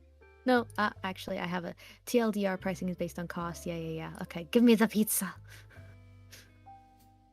So this is not about a pizza specifically, but it's the idea that the cost of the goods being 30%, the labor that goes into quality assurance, packaging, getting it to the consumer, but you also have overhead. Do you have a factory that has lights, machines? Do you have a like a warehouse that you pay rent on? Do you pay for internet? There's so many other costs, and that's why the actual price to make the item often is 20 to 30% based on what you sell. Just there's a lot of extra costs here. So let's say that your contract is 25% of gross profits, which I've only seen this once. It's very, very, it can be malicious is the problem. Very malicious. So I'll explain why. Because you're like, oh my goodness, I get 25%, like $10 item, I get $2.50. That sounds amazing, right? But it can cause pressure especially because you're usually not going to get 25%. They're usually offering you like 5%, like, to be honest, right? So this is the same chart. On the left is what you think you're getting. You're thinking it costs it costs $5 to, if this is a $10 item, it costs $5 to make it. You get $2.50, the company gets $2.50. That would be pretty cool, right? But in reality, the item usually costs $2. They're paying their employees $2, and $1 is for all the other overhead, right? So that would be okay. This would be an okay item to sell, right? But when you go to the next slide, and I will try to read comments, but it's it looks like we're okay. The next slide, you see two items, Among Us. So if you have a cheap keychain, it actually may be only $1 to make. The labor, all I do is like look at the left side and the right side, and I'm done, right? Like I'm like, this is perfect. This is not taking me 10 minutes to quality check or package. There's no extra packaging. It's just going in a bubble mailer and sending out. So the VTuber cut would still only be $2.50, but my company would be making like $5 on it. That's weird. It just goes to illustrate like why if someone uses a generalized term with you, it's because they know that they can make it for cheap and ship it out cheap and like do everything cheap. So like it still seems like a decent value proposition to you, but if you had, taken a percentage of the profit instead, it would probably be higher. This is just percentage of I'm assuming most people, if they're offered percentage of sale, they usually get 5 to 10%, really, to be perfectly honest. So like even with me saying 25%, it's still kind of weird, right? So let's look at that right one, which is the squishy. And you're like, oh, that's expensive to make. We handmade squishies that have a custom mold and are hand painted. I buy them from an artist at $20 each, and we sold them at $30 each because this is a passion project. We didn't care about making money on this. We wanted something really, really unique for Pia. If we had to pay her 25% on the total cost, then we could not afford to offer to sell these at $30. We'd have to sell them at $40 or $50. No one wants to buy it at $40 or $50, right? 30 is already pushing it, right? And that's really important because if I'm guaranteed to pay 25%, then I'll shut down unprofitable ideas and not get cool merch made. Which, as we discussed earlier, people buying merch and using your merch has a lot of other benefits outside of just the money. So like there's good reasons to have merch that are not necessarily as profitable, but are really cool. Cause I mean, like, come on, it's a handmade squish. Like that's pretty freaking cool. Yeah. And they last for like ever, as long as you treat them nice. So yeah. Like, so really good quality. But it's just paying attention to the terms being used. There's a lot of research that goes into this. And, so again, it depends on your contract, depends on what you're offered, but that's for, merchandising in general. So then you look at print on demand, right? And every single person is looked at like, oh, Google, oh, I can put my art on a t-shirt. Don't judge me. I really don't like any of the options that are available right now. This is how Muu feels about all of them, everyone. I don't think this could be any more plain. And I've used a couple. They're kind of okay, but they're really not great. So I'm going to go into that and why they work, but they're not great. So, sorry. I'm using very strong language in the slides, but I'm like, they're not great in person, but I create, when I sell stickers, I get the nicest vinyl. It is water resistant. If you get stickers off Redbubble, they're like 5 cents. Absolute garbage. Oh, they are terrible. Two, there's stolen art everywhere. I actually have this on the next slide, so I'll stop it at that, but it's bad. It's real bad. 3, deceptive payout to creators. You're making not great percent. This is something, okay. So I will say the one thing that we've figured out with our print and on-demand stuff, at least personally, is we paid attention to all the various costs, and like that's why my merch is probably more expensive than the typical print-on-demand persons is because we paid attention to that crap. The reason why it costs so much is because if it doesn't cost that much, I would actually be paying money to like make this They don't really stuff. offer good deals Yeah, to the creators, even though the creators are giving them the art and the fan base and the customers. yeah, they're not, you know, they advertise themselves as like the solution to creators like me that were like much, because I did this when I was much smaller, and like, yeah, they seem like a great option for people starting out because they're so easy to use, and then they just fleece you. And there are some good ones, but the majority are not great. Yeah. Yeah. So, good morning, Jay. Hello. The good ones are also usually more expensive. Yep. Which is why people don't use them. Because they don't want to pay more money. But as with most things in life, you get what you pay for. So the next slide is going to be a ramble. I will try to keep it succinct. But so there is a current scam going on across every single online platform. It doesn't matter if you're on Etsy, on Amazon, on Shopify, on Redbubble, on any POD. They're a group of people, developers, I don't know, decided that it would make a lot of money if they made bots that would take every PNG that is trending and automatically put it on a t-shirt. We saw this on Twitter, right? That it's like, if you comment on a post enough and say, I would love this on a t-shirt, a bot will reply to you and say, you can buy it here on a t-shirt. And they just stole the PNG from the Twitter post and put it on a t-shirt. It is completely automated. It is a huge industry. It's not even connected to where the stuff is being made. That's kind of insane. Amazon, even Amazon. That metal wall poster website, Yeah, like Displate, yeah. Or something, I think. I'm not actually sure if that's the right one. That's just the one I see an ad for every time I scroll on Facebook because I'm a boomer.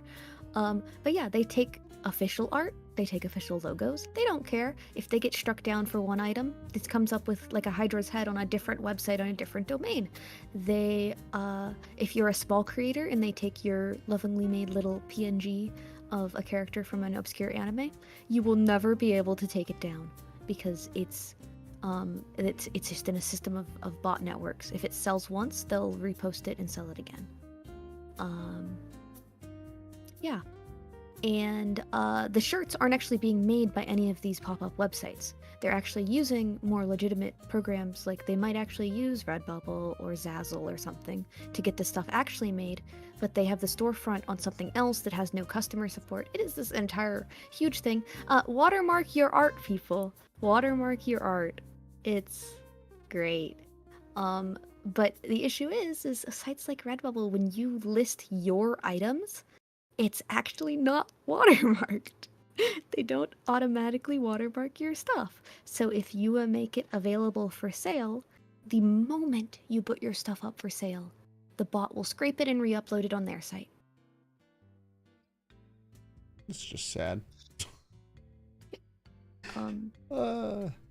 We knew this was going to be an issue with Merryweather, so every single ad we made for all of his merch has sample written over every single inch of it. Yeah, I can imagine that would have been a rather large issue.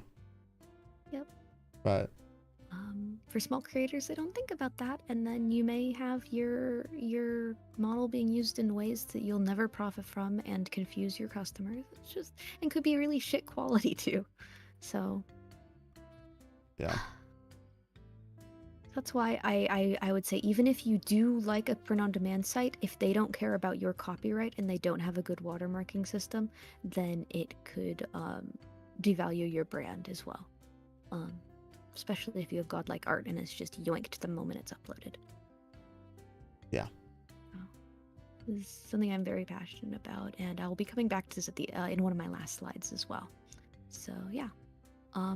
There are some alternatives, though. If you're Japanese, smile.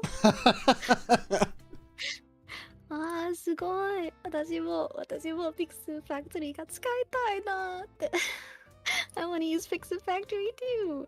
They don't ship to America unless you have a freight forwarding service. Oof.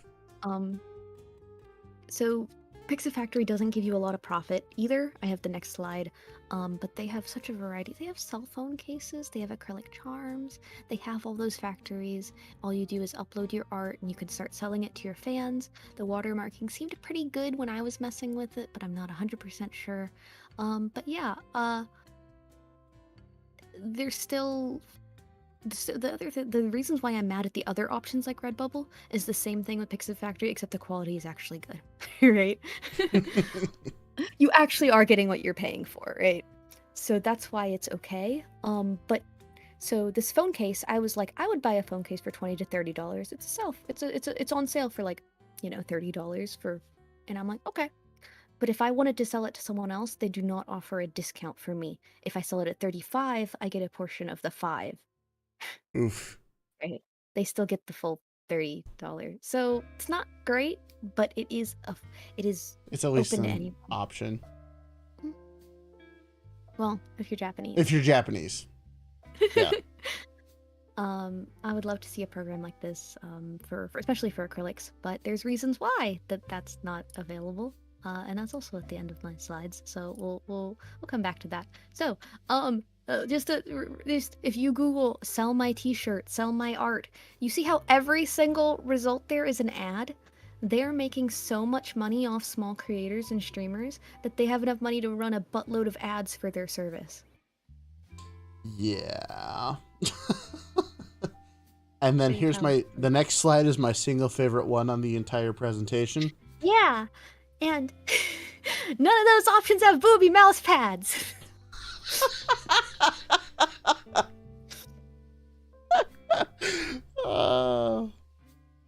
How dare they?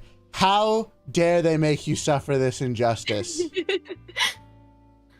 And the issue is so when I order booby mouse pads and they get squished by USPS, usually about like 5 to 10% of them will be not of a sellable quality once they arrive in the US. So if you sell them solo from like China to America, they can be very easily damaged. They can have the ooze coming out of the boobs. We don't want to sell that to customers, and so they generally do not want to risk it. That's why there's so few options. But yeah. Okay, Salem. Raelz Booba, when? You people.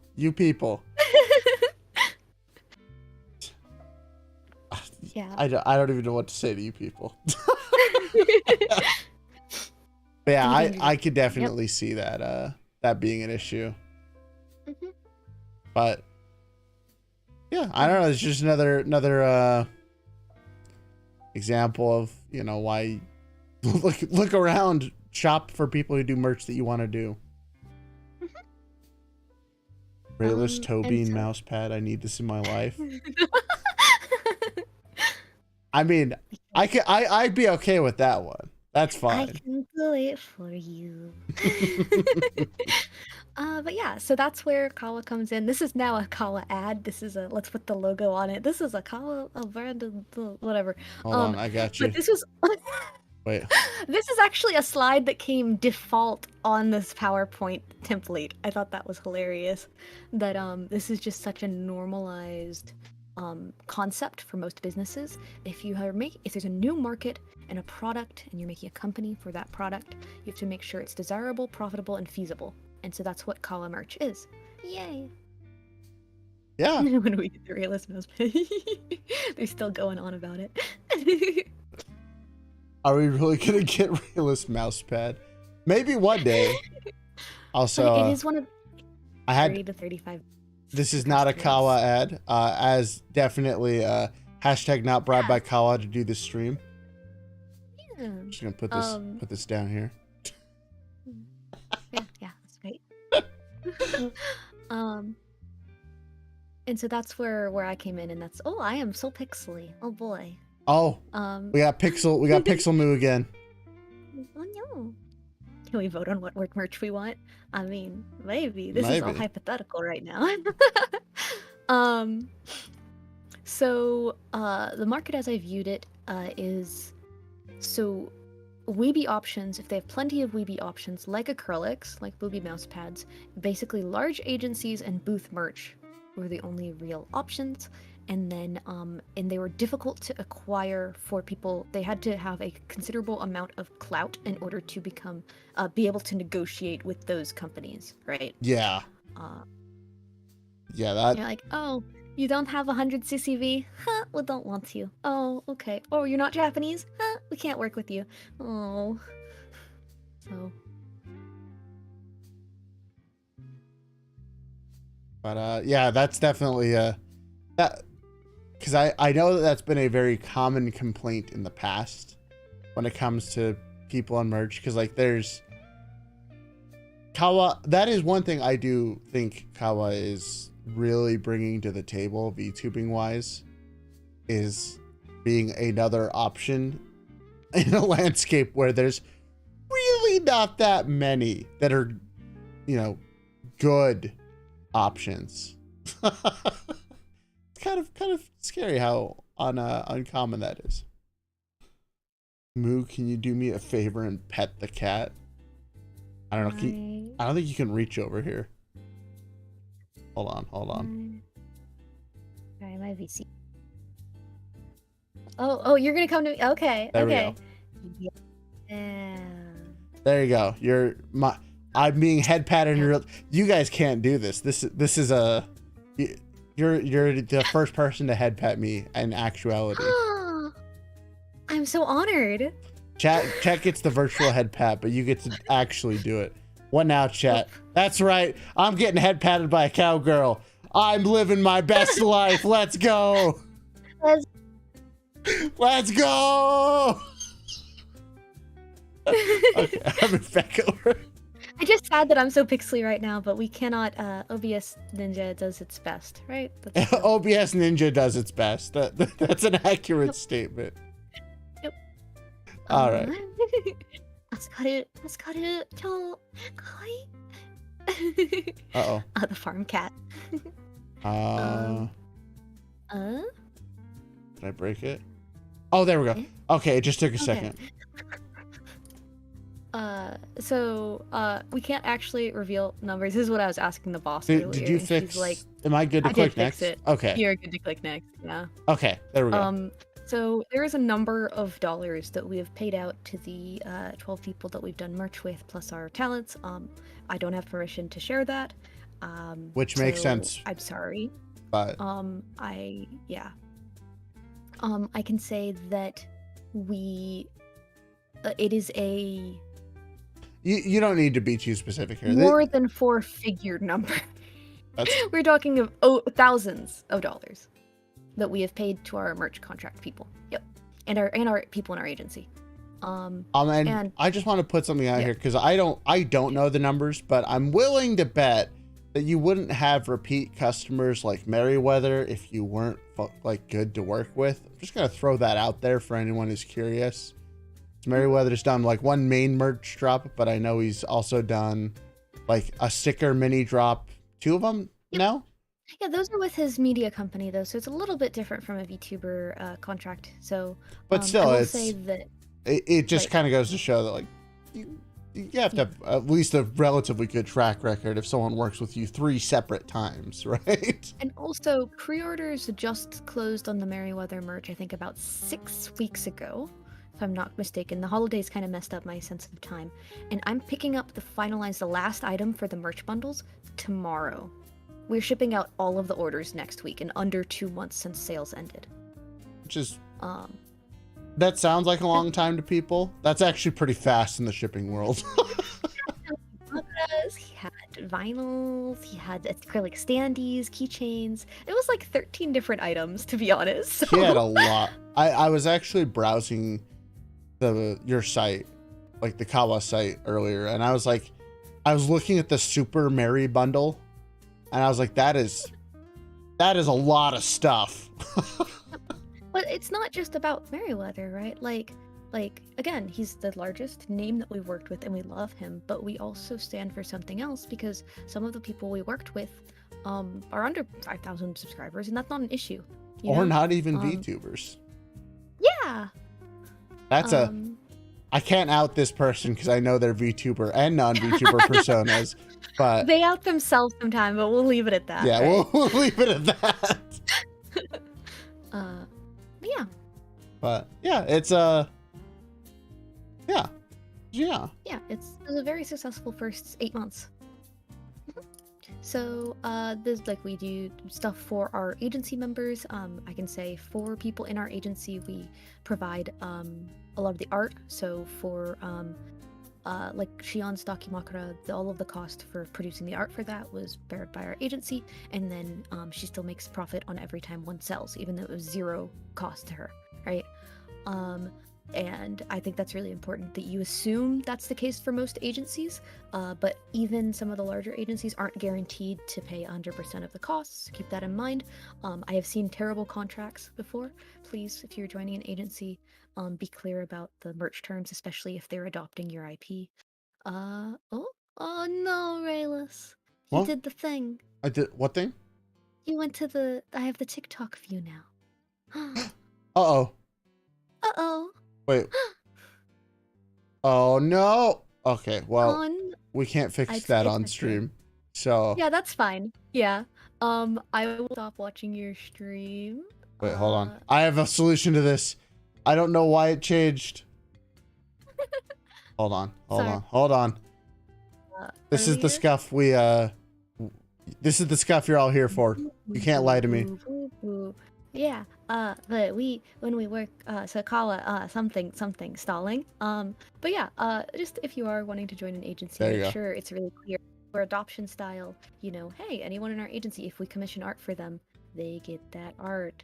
We're not going to lord it over them and say, hey, you can't use that. Oh, you have a cute wallpaper. Sorry. Oh, she saw. Look.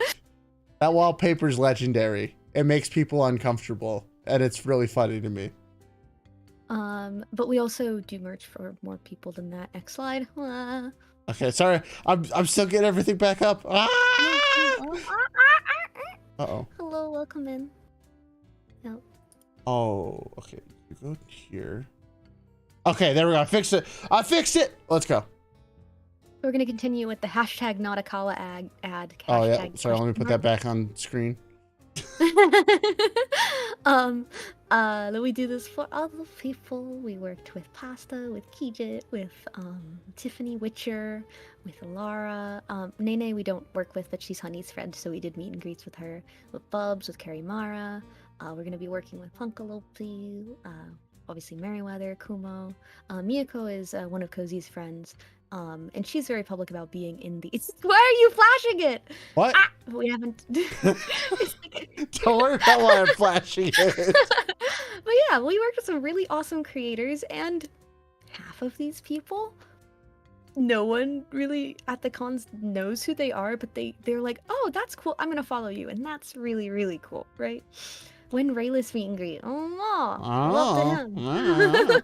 I will say, guys, you need to watch Merryweather's meet and greet stream, because I don't think I've laughed that hard in a long time.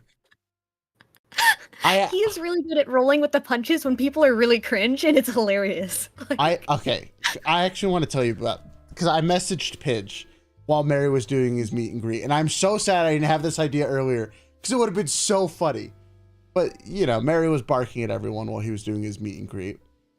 Mm-hmm. And I messaged Pidge, like, right at the end. I'm like, can I Discord, like, screen share to your phone with my avatar so I can bark at Mary at the con?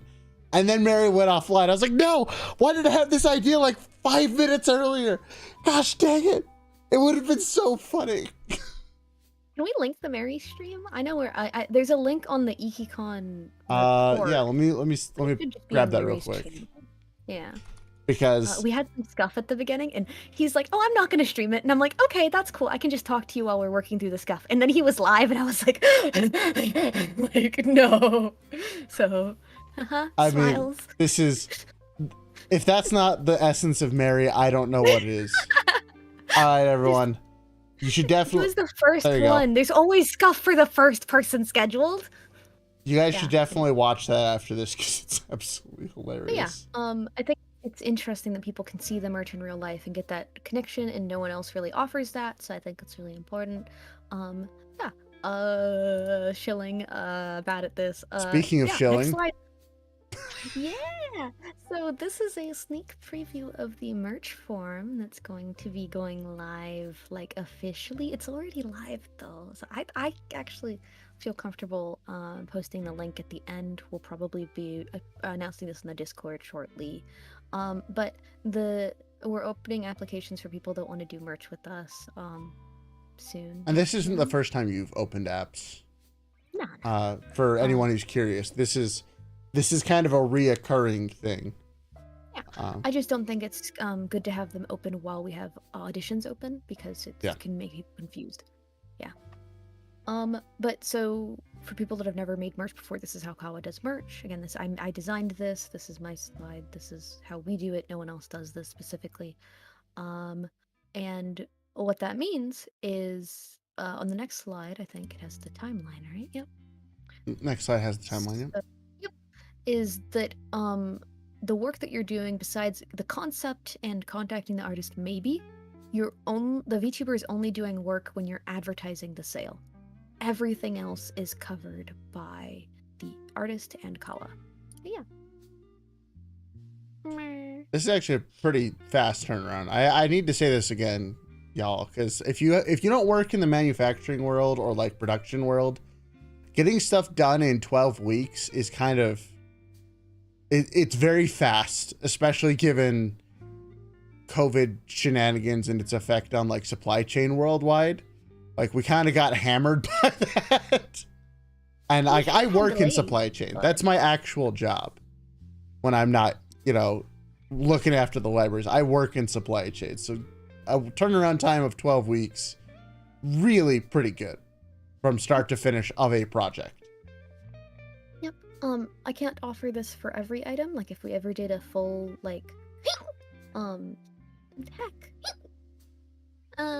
a full plushie, that would take a very long time, probably 3 to 6 months, right? But for most of the stuff that we work with people on, we can. Doors are hard to make in a couple weeks. I would have bet. You're up to 11 sneezes or hiccups, by the way. Nice. I just have to keep track because you mentioned keeping track. Yep. Sorry, this slide is a little bit too big for but it's fine. You can read all the text. But yeah, textiles, TCG supplies. Sorry, I play a lot of card games, so I have a lot of manufacturers that make card game supplies. No one else does that. Acrylics. We can do like gold foil print, like those nice embossed, like HoloLive exclusive photo cards. We can do card decals and buttons and apparel and plush, and we can do a lot. And it's only because I've been doing this for 15 years.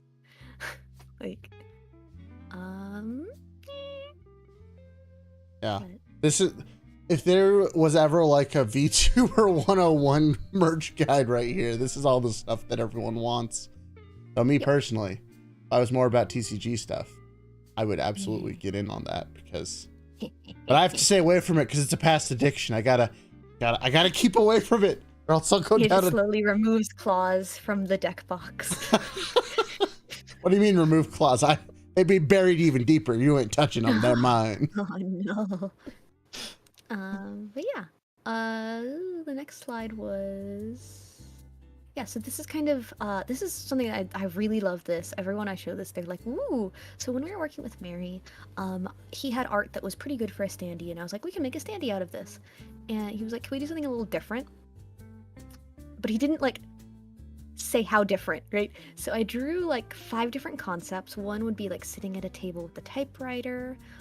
One would be like having papers flying around him. And then I thought about sitting in a throne to be really, really important to Royal.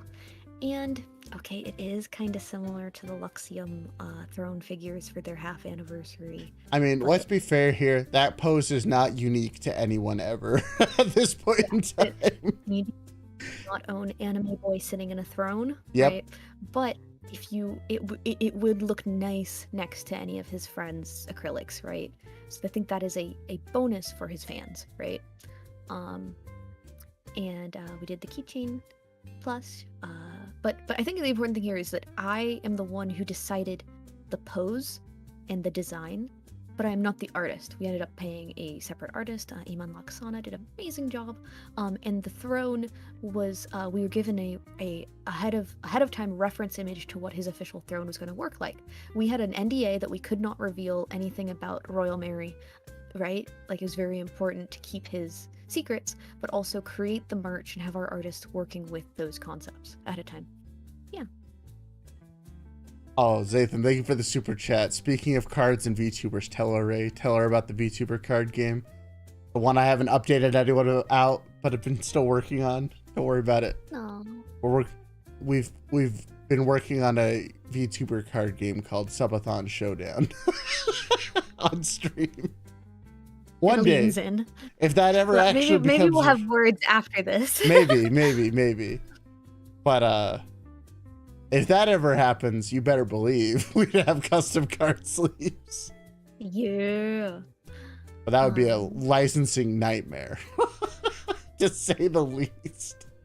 Like, honestly, I'd love to do like a pack of like tokens for like MTG, Yu-Gi-Oh, you know, like a cat token and it's Raelz for MTG. Like, that'd be so cool. The only thing that I've ever actually produced is, and like, this is super cheap quality, but I used to play a lot of card games that needed like tokens, right? And what I would do, and I would actually sell these as like a product if I actually could make them nice, was I bought poker chips that were a very specific size, and I bought really nice stickers, because I have a very nice printer that can print onto them. And so like I would just make these tokens just my character at the time, just by printing them on there and slapping them on there. They were like really cool, and it got a lot of comments from my inner TCG circle. That'd be something pretty cool. But all right, I need sustenance. I'm eating exactly and drinking water. My model is like, what the fuck are you doing? Oh, I said the F word. No, I'm being so good. Anyway, but yeah, credit your artist. This is a threat. Yeah, it really doesn't hurt you to credit people, just in general. Like, I don't know why. But this next slide is actually very important, because this is a discussion that I've had with a certain artist who may or may not be in the chat that we've had discussions about recently, which is, speaking of, you know, artists and paying them. Yeah, personal use versus commercial use. This is slide 62, by the way. We are almost to slide 69, baby. These are all different tiers of stuff. Right. So let's say I have a little character and I want to buy a poster for them on my wall, and it's never gonna see the light of day, and it's just for me. Like, maybe I'm a furry, right? Like, it's personal use, right? You're not That's a furry? What? I mean, what? Huh? Well, we have ears. We're furries. That's how it works, unfortunately. No, as I always tell people, I am furry. I am not a furry. Yeah. There's a difference. Okay. There's a difference, people. You are a cat boy on the internet. You are a furry. But commercial use is the next thing, that if the artwork is going to further your brand and help create revenue through streaming, you should probably pay for commercial use. Just put that out there. Even if you're like, oh, I'm just doing this for fun. If someone clicks on that art of you and comes to your stream and decides to donate, then that art is a commercial for you. It is being used commercially. You should be paying more than someone who's just buying art to buy art. Merchandising use, you should be paying even more, because you're making profit directly based on how good that art is. Yeah, and one thing to say about merchandising use, because there's a couple different ways that we've done it, or that I've personally done it, but the real big difference between commercial use and merchandising use is you're probably going to make a lot of money up front as the artist, but once you're done with that project, there's not like residuals usually, because that brings a whole hair of issues, which is contrary to what I've actually done with a lot of my merch. As artists do get residuals, but like there's I pay my artists residuals on my Moo merch because I can. I get to save a lot of money because I'm making it myself, so I have the money to offer my artists 10%. How would an So- indie VTuber consider all of this if they are themselves are the artists? Well, you don't have to worry about that. If you're the one making the stuff, you don't have to worry about a lot of this particular issue of like commercial use, merchandising use. If it's just if you're the artist, you don't have to deal with this. This is purely for people like me who can't draw. Who need people who can draw. Are works of art though, so you are an artist. Yeah. Yeah. Oh, But yeah. As for Kawa, we have contacted people that drew fan art and said, "Can we sell this on stickers?" And some people are like, "Don't pay me. I love your streams. Just credit me." And we really appreciate them because we were able to offer even more stickers. Like we pay what they ask, which is the next slide. Is like really, really important, right? Pay whatever price the artist sets. It's not an auction. Do not haggle. Do not use skibs without permission. I would add a caveat to this, just personally. Okay. Don't devalue the artists is what I was gonna say, but like if you are doing something that's like a bigger project, there is room for negotiation as long as you're not trying to like they want $100 and you want to pay them $50. That's not a negotiation, that's a shakedown. But if you're doing like 10 things that are $100, you know, maybe you're paying a little less overall per piece instead of 100 for 10 individual things. Like, just as long as you keep in mind, you're not trying to just completely wreck this person's self-worth. I guess the best way of putting it. Tip your artists, especially if they're American, but also especially if they don't live in America. Like, honestly, it's just, if you really, really love a piece and they put their heart and soul into it and you make money off of it, especially, going back and giving them a tip, it can make, you know, living a lot easier for artists. Please respect your artists, please pay them well, and please credit them. Do not just say art by Muu, link art by Inanaku Muu. You know, you have to link people because there's people's names can be really not, you know, not unique. So I would have linked you in the stream title, but I didn't know what your YouTube was, so. Oh, well, I don't stream anymore anyway, so it's okay. I got your pinned comment.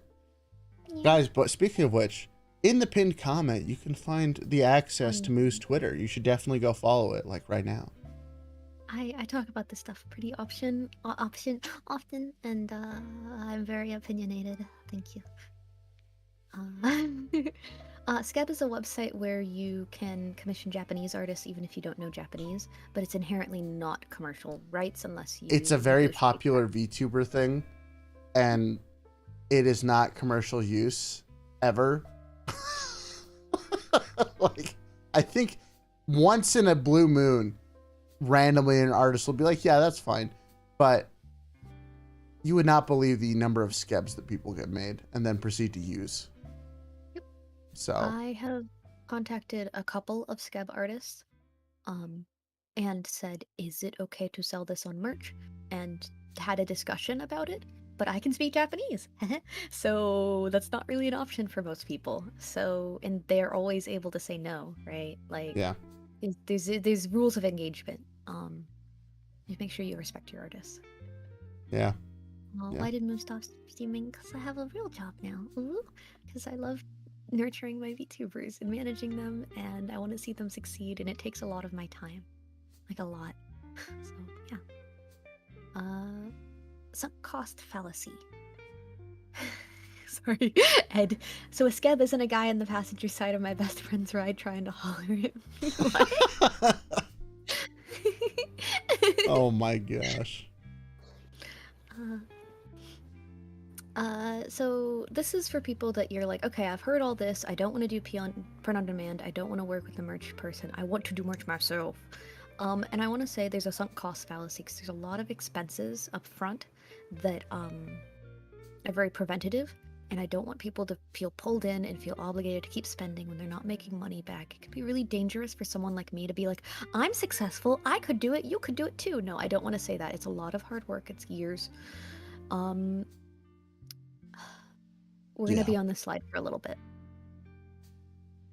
You need to form a sole prop or an LLC. You need to procure a doing business as with the digital address. When you try to get a DBA, they might want your real address, but then you'll be, like if you sign up for your business and it's your home address for your business, you could be doxxed from that. So as a VTuber, you have to be very, very careful that the business has a digital address or a, it's at City Hall, right? There are some ways to do that. Depends on your state.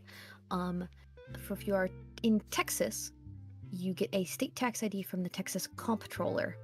And then anytime you sell something, it's between 6 and 8%, 8.25 generally, that goes to a mixture of your city and your county and your state, that is non-negotiable. You have to file that quarterly. If you are ADD and you forget to send in your forms that, hey, I made $1,000 in the first quarter of 2023, then and you don't send them that money, they will send someone to your door and charge you whatever the average is for every single business in Texas, which is like $10,000 for that quarter.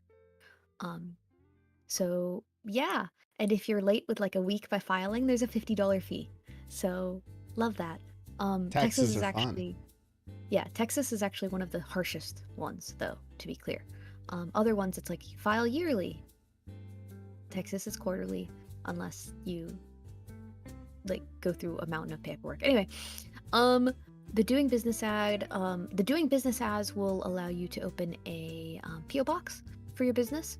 That's really important so that the packages themselves are going to a PO box and not your home, so people aren't getting your home address on those labels. And with great power comes great responsibility. You'll need to file a Schedule C tax form probably. Again, if you're not American, I don't know. Yeah. Which I will have some resources on that later in the slides. Expenses. You will need a store like Etsy or Shopify. It'll come with fees, $30 to $500 a month. I use a $800 printer. And a thermal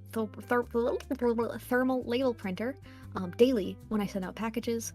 I needed various supplies like boxes, bubble mailers, shipping labels.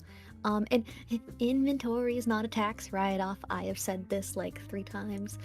So if you're like, I'm gonna sell stickers, and you go buy 1,000 stickers for $1,000, and then you only sell 10, you're like, well, I lost like 900 and whatever dollars. I can just write that off my taxes. You can't. You can only write off the cost of getting the inventory made once it sells. So that's why limited time, print on demand or like limited time sales are just way more feasible for a lot of people. Yep. Also, I apologize, chat. You're gonna hear some furry feline guest appearances because Habanero is currently on my lap and he's not going anywhere. Good. Give us the purrs. But yeah, you need time, you need to reply to customer emails, you need to check in on your merch partner and make sure their needs are met if you're doing something like I'm doing, right? You're negotiating contracts with manufacturers, you're doing quality assurance, quality checking, you are doing a lot. You're doing a lot. Yep, a W-9 or a 1099. Yep, that's if you have a contractor. Yep. Which, by the way, fun fact about that, if you pay someone a certain amount throughout the course of the year, they're a contractor whether or not you wanted them to be. Yeah. Technically, if any of our merch partners made over $600, I can't disclose that, but if they made over $600 from Kawa, they are technically a contractor for Kawa. Meaning that we had a contract, we have a payroll system, they are paid out, and they have a tax form. Yeah, just the fun joys of doing business with people. Yep. Yeah. Right. I think that's it for this slide. I am sorry, that is a lot of information that probably went over a lot of people's heads.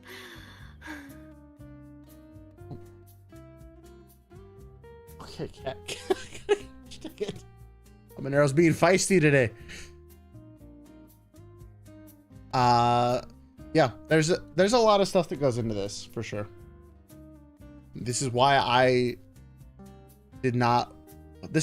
like to work with people who know what they're doing so that I don't have to do this. Oh, funnily mean, enough, I own the same printer that you do. Really? It's a good one. It's a very Did good you get one. it with a rebate? Because I got mine with a rebate. I got mine as part of a package deal. With a camera? Yeah, they sold it with the camera for a while. A lot of people got them that way.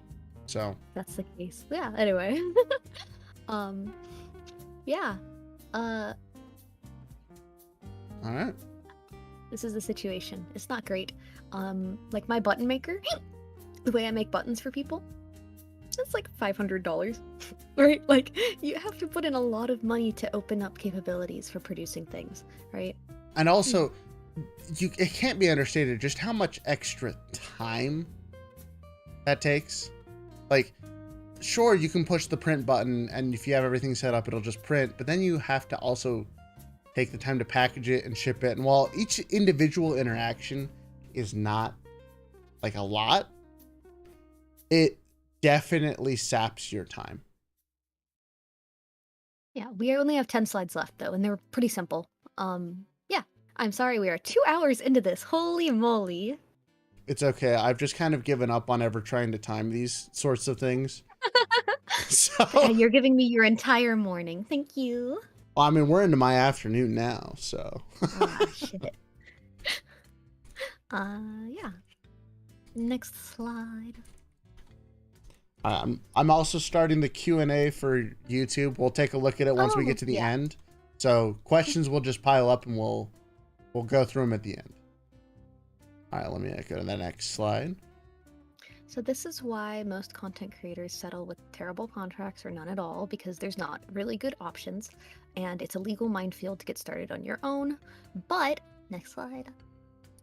These are 3 resources to be legally responsible and effective. So Paper and Spark is a series of spreadsheets if you're an Etsy seller or Shopify seller that can help you be on the right track with inventory.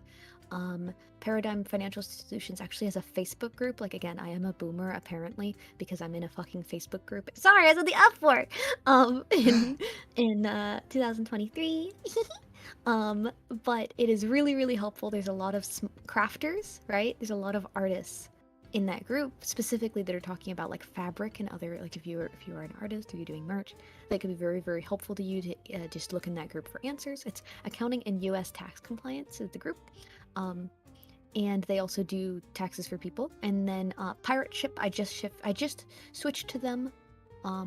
They've been great so far. Yeah. Next, let me read comments actually. Thank you for gracing us with your presence, Uwu.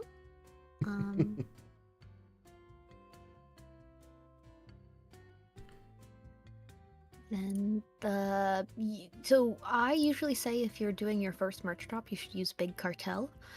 It's easy to use. There's a free plan, and then there's a $10 a month plan. It's super affordable.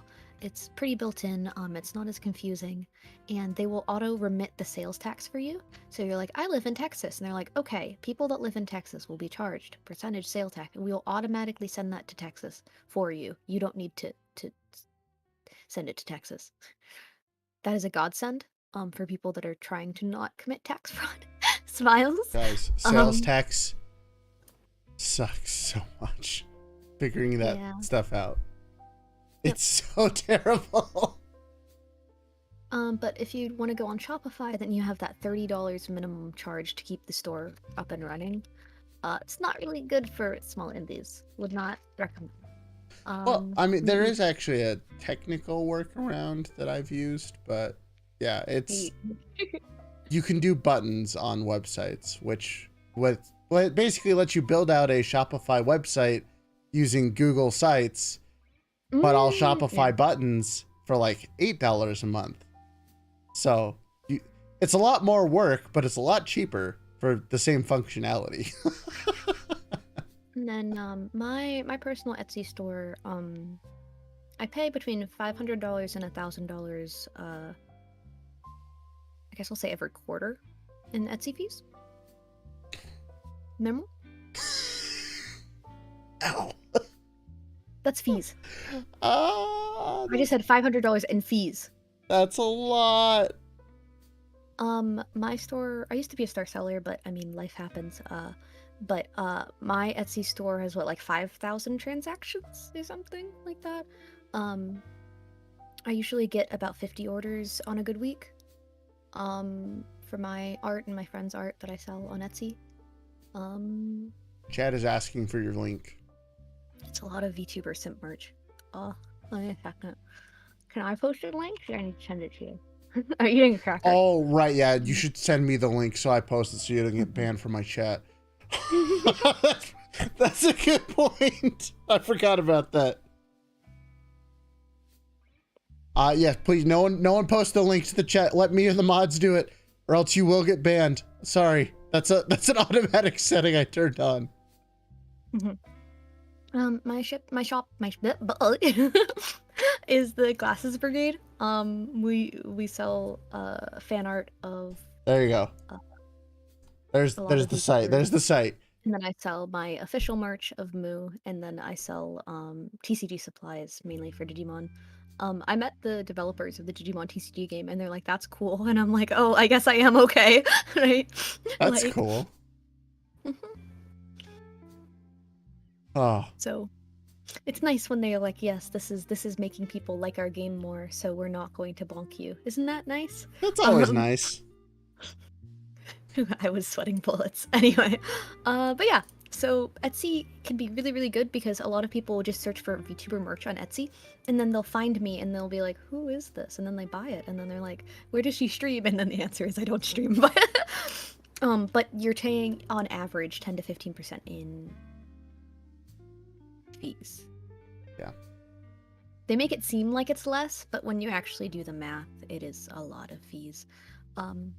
If you make over 10,000 a year on Etsy, it automatically turns on Etsy ads, which means if someone clicked on an Etsy ad, that they take an additional like 5%. It's like really bullshit. Anyway, but it brings in customers. You don't have to advertise yourself. It'll just sell because it's on an Etsy store.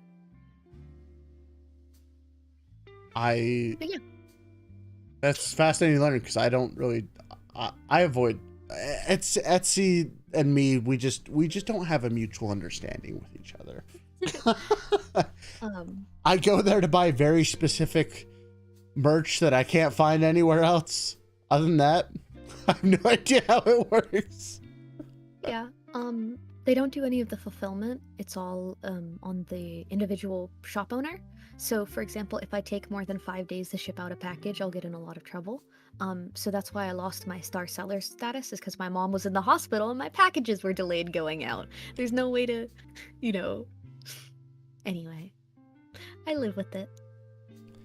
Yeah. Once you're established, it's definitely worth putting time into getting off of Etsy and still retaining your customers. But that's a completely different topic. Anyway, this is a thing about state tax IDs. Don't use Google. If you try to search for Texas state tax ID, you'll get that same thing where Google will give you 5 ads to people that want to charge you to get a state tax ID when it's free. Isn't that great? Yeah, I don't know about great. So for legal stuff, you're actually not supposed to. That's why like groups and people actually legitimately talking about it and YouTube video. I don't know. It's just. Yeah. Okay. You can search for a lot of the information you need. You just have to not click on any of the ads, and you'll eventually find it. And so, the next slide is, it doesn't have any images. It's kind of a personal story, but I just want to talk about it because it reinforces a lot of things I said earlier in this, and I do have to ramble a little.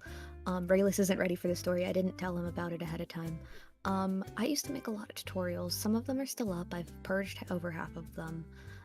And I love teaching people how to make merch and how to spread this way of living, of making merchandise that makes people happy. And so one of the tutorials I made showed all my manufacturers, showed the cost, the profits, and how to get started. And a guy like DM'd me and was like, "Oh, that was really helpful, but my art sucks." And he sent me his art, and I'm like, "Yeah, but you can do better. Right? You can keep working on it, right? Like, you don't feel discouraged. you're at the starting line. If no one wants to buy it right now, you can keep on working on your art and you'll make something awesome. And a couple weeks later, I noticed he had posted a sales post where he had taken images off Google and used my methods and my manufacturer to make that item. It was stolen art. I got mad. I DM'd him. He blocked me, right? Of course, right? Yeah, of I was course. like, I cannot believe you. I took down my tutorial. I took it really, really personally because I knew one of the artists that he took the art from, you know? And she's not getting compensated. Like, and so later, there was I made a post about like my mom was in the hospital. This is like last year, and that I was behind on orders, and it's pretty bad. And this asshole, sorry, I cursed again, commented like, "Oh, she had it coming. Like, she's such a prude." I'm like, you used my tutorial. Used my tutorial. That And you used it to steal art. Yeah, that's. I get why you would delete stuff after that, because it's the problem. People can see. It was a tutorial. I mean, Villager, that might be true, but like, there's a problem with it. It hits different when it's something that you made and someone is using it to screw someone else over. Like, it doesn't matter that you may have helped like 100 other people. That one guy is gonna live rent free in your head because you helped him do something terrible. And like, that wasn't ever your intent, but like, I totally get it. It just. And so that's why I can't be like, hey, here is an awesome. This is one of the reasons I can't be like, here's an awesome website to get an acrylic standee made in a way like this, like a YouTube video that anyone can access. Because if someone watching is like, oh, I could make a lot of money stealing PNGs of VTubers and putting them on standees, then I would have been somewhat morally responsible for enabling him to steal money from VTubers. When I do tell someone, a manufacturer, it's over DM, it's sworn to secrecy, and I have done that a lot of times in my life. And now with Kawa, I don't have that many time to respond to random messages, and I do feel bad about that, but I do want to see small VTubers succeed, but I also have to realize that being too open about things has caused just as much harm. It is. Yeah, I definitely understand that sentiment for different reasons, but the functionality is the same. Is sometimes you gotta keep a few things close to the chest. And so the next few slides just go over that a little bit more. So why artists don't share their manufacturers: we are selling collectibles that need to be high quality. If the quality is compromised by sharing the manufacturer, then you will lose the faith of your customers, and it could ruin. So this actually also happened to me. I ordered it was $800, and the manufacturer had become so popular from people sharing it that they just disappeared. I never got my order. The store is gone now. I waited 6 months, so I couldn't get a charge back, right? Like, so in the next slide, you can, I do this as well. So, oh, it's the one after this. Sorry. So if you go after this, but yeah, so decrease in quality, because they're overwhelmed by order, quality control becomes an afterthought. They could completely miss your order or shut down completely. The responsibility of sharing that manufacturer, let's say all of my orders are great, but then someone else sees my tutorial, is like, they're great for acrylics, and then they order and theirs are terrible. They could get mad at me for that quality being less, even if I just made a tutorial, right? And then the art theft issue. So unfortunately, that's why artists are pretty secretive. It's not spiteful.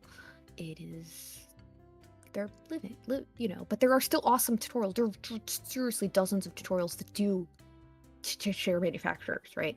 Anyway, if you go back,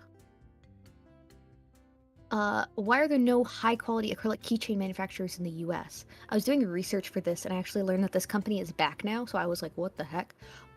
They bought like a $10,000 machine for cutting acrylics. They did all these fancy acrylics. Everyone was losing their shit. They were so good, they were reasonable prices, they were shipping out on time.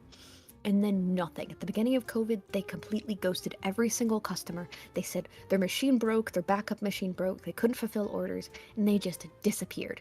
People were out hundreds and hundreds of dollars, people that had deadlines, and customers that were waiting, completely screwed over. And as of like September, they're actually open again, and they're like, hey, here's a new order that shipped out. And people in the comments are like, where is my $800 order? Once that credibility's gone, though, it's gone. Yeah. But this is Acorn Press, a risk. If you want to order from them, it's at your own risk because, oh man, right? But apparently they're open again. Haha. A lot of this advice is boiling down to make sure you research the people you're working with, because if they've done something crap once, history tends to repeat itself. Yeah. So, yeah.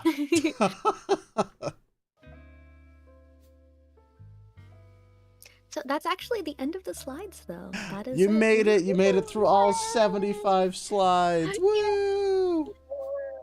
I'm gonna go ahead and show you my size so we can do the Q&A and I can doodle while yeah. Oh, look at that. Yeah. We did it. Ooh. And now you guys have a treat. Because Moo is going to doodle while we answer questions. That is the wrong one. There was 2 Moos right there. Oh. Oh, wait. Did I close this accidentally? Hold on. Hold on. Nobody panic. Nobody panic. Okay. It's because it stopped sharing at one point too, as well.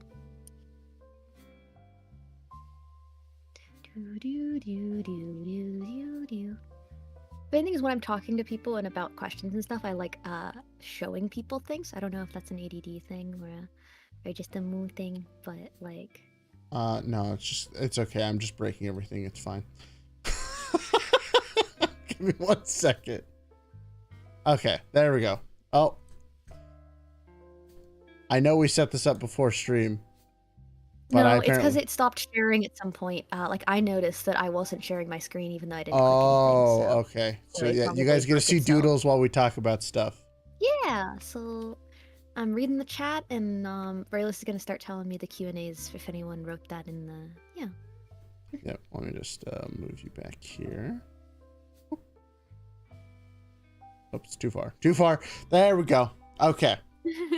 And I'm open to doing like tatoeba, sort of like, oh my fucking god, I'm such a weeb. Oh my god, sorry, I try not to curse.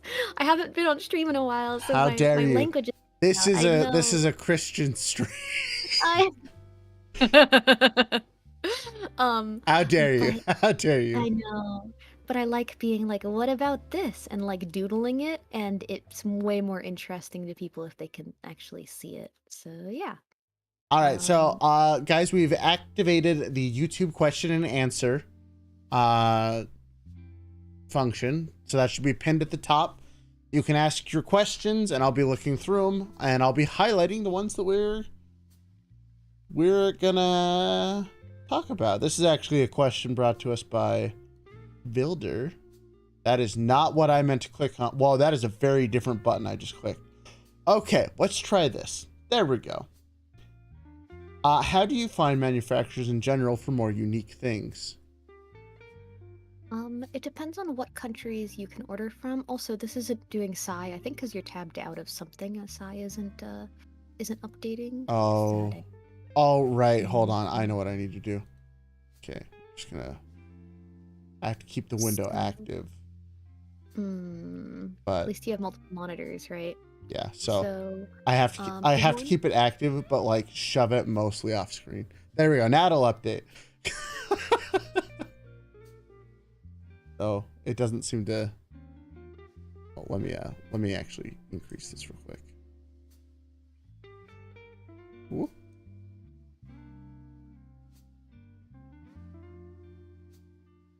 There we go. We did it.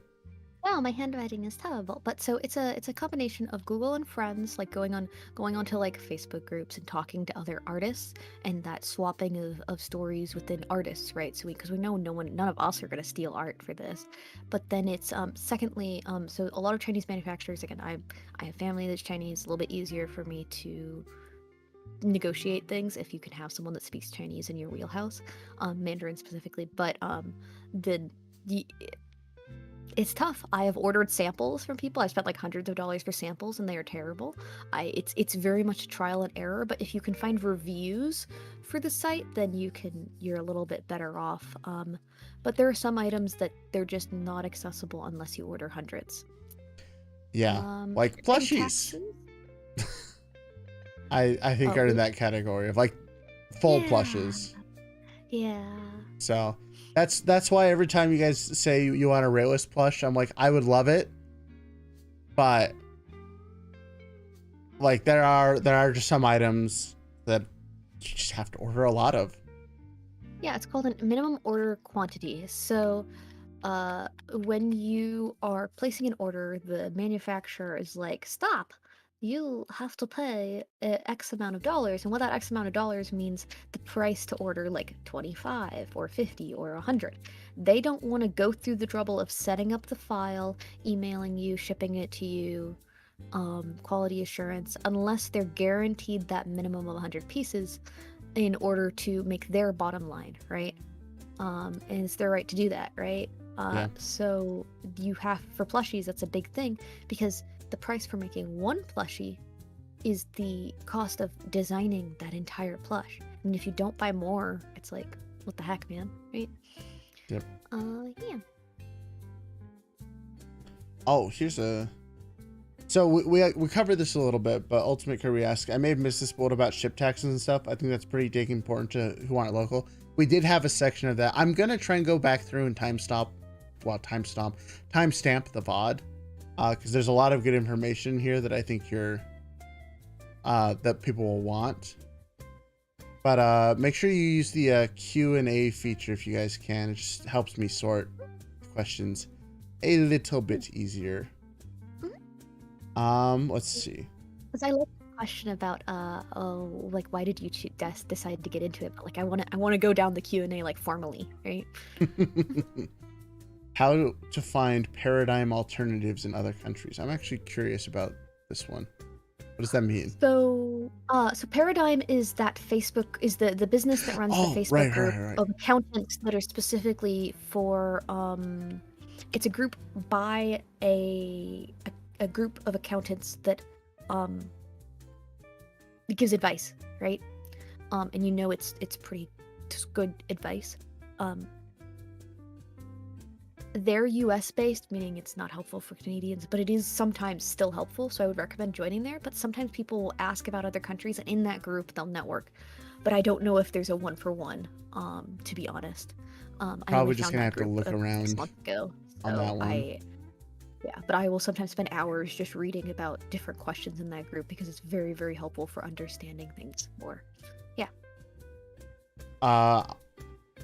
Here's another question by the same person. Muu, did you do business in post-secondary? Yes, that was actually part of her qualifications in opening the stream. The YouTube app won't let me use the question tab.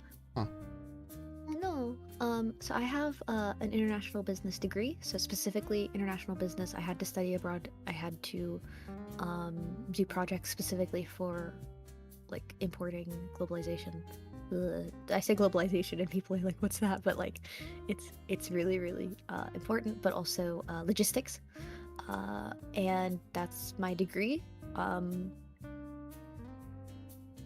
I chose that degree because I was raised, I'm adopted, but I was raised with parents that were not always there because their jobs required them to travel the world, and it kind of became my dream to also travel the world. And so when I didn't think I was going to go into merch full time, I thought I would join a corporation that, you know, works with Japan, and I would be traveling to Japan for my job often. But right after I graduated, COVID hit, and there are no jobs.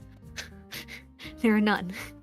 So I decided to follow this hobby of mine and make it my full-time career. Very, very fortunate to be able in a position to do that, though. But I mean, like, the quality of your merch kind of speaks for itself at this point. Is what I would say. From Baka Mitai, one of our new members of the day. Yeah, Baka. What is one thing when you started in the whole world of merch that ended up being being a really important thing you go by now? Sorry, I realized it cut off a little bit, so I'm trying to zoom in just the right amount over here, and my brain is trying to think while also zooming in an appropriate amount. It's lovely, isn't it? So to me, it's a very vague question, but I would say artist rights are probably something that being an artist, I was able to just kind of get them. But I also, drawing my own art meant that a lot of the merchandise I was making, I got all of the profits for, so it was a feasible business, right? Because I'm my own artist, right? And not everyone can do that, but it's because my art skills and my you can't really copy that, right? Yeah. It doesn't really help. But that, if I didn't have the perspective of an artist, then I wouldn't be standing on this moral high ground. I think it would change my entire business structure to not be what it is, and I don't think it would be as effective if it wasn't so clear that Yeah, like for instance, just like if I was running your store, I would have had to pay all the artists to make everything that I would be selling, which means that like the amount of money I would be making by running the exact same business would be substantially less and make it a lot less viable. So it's just looking at things from different angles definitely helps put things in perspective. If you do want to start a business, taking your life experience, the things that you're passionate about and good at, is an entrepreneur. It's really essential. Yeah. From Zatham, we have you looked into wall scrolls? And what are the rough estimates for getting those? It cost me between $4 and $5 to order a standard sized wall scroll. That's like a couple feet on each, like maybe a 1 foot by 2 foot, or like 2 foot by 4 foot, something like in there. Probably like 5 to 7. That's really cheap. Those usually sell for like $25, because 20% of the final cost. But it's very expensive to ship to customers. Yeah. We made a mistake where we charged people $7 for shipping, but the box was so long, it ended up being $14 to ship them to customers. Getting accurate shipping rates is the most infuriating thing on the planet. But so they are pretty expensive to ship, but they're not that expensive to get made. Yeah, that sounds about right for wall scrolls. I don't know. There's not too much more about that, because I come from a very heavy shipping background, so like I'm very up to date on like shipping prices and things like that. And the number of times where we've almost had a product for the company I work for tank because we incorrectly evaluated shipping, it sucks. It was only like 10 people and not like 100 people that were affected by that. Moo, are you using Vroid? Do you have issues getting it to work? I've been using Vroid for about 2 years. You can do a lot of stuff in Vroid these days. You want me to change outfits? Sure. You can get outfits from Booth, and with a little bit of elbow grease, if you have your model, you can put them on. So from my first slide, the Sailor Moon fan art was actually based. Beautiful. Oh, Moo, I think you cut out. Moo, come back.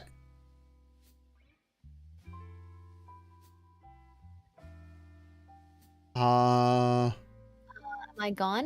Okay, you're back. You're back now. You cut out for a second there. Oh no. It's okay. We're good. We're back. We're live. Vroid is pretty cool, but you can also make outfits completely custom. So, I mean, if you're changing outfits, I feel like I'm obligated to jump scare my chat. Who the fuck is this? Who is Ah, this guy? Who is this guy? Good old light bulb human. I like VRoid. I know there's like for agencies, a lot of people are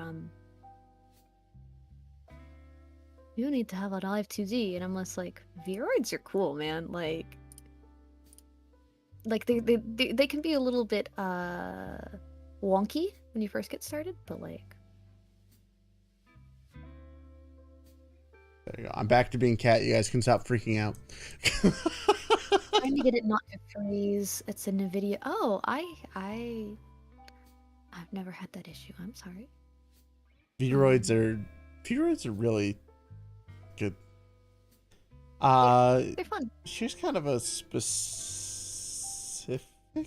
question. I don't know if I want to help this. Do you recommend Volgrace? I don't know what that is. Yes and no. So I decided to not talk about Vograce in my presentation specifically. So it is a middleman, meaning that you're paying someone in China to negotiate with another person in China to get your stuff. So you're paying someone in the middle, except for the acrylics. They make the acrylics in-house.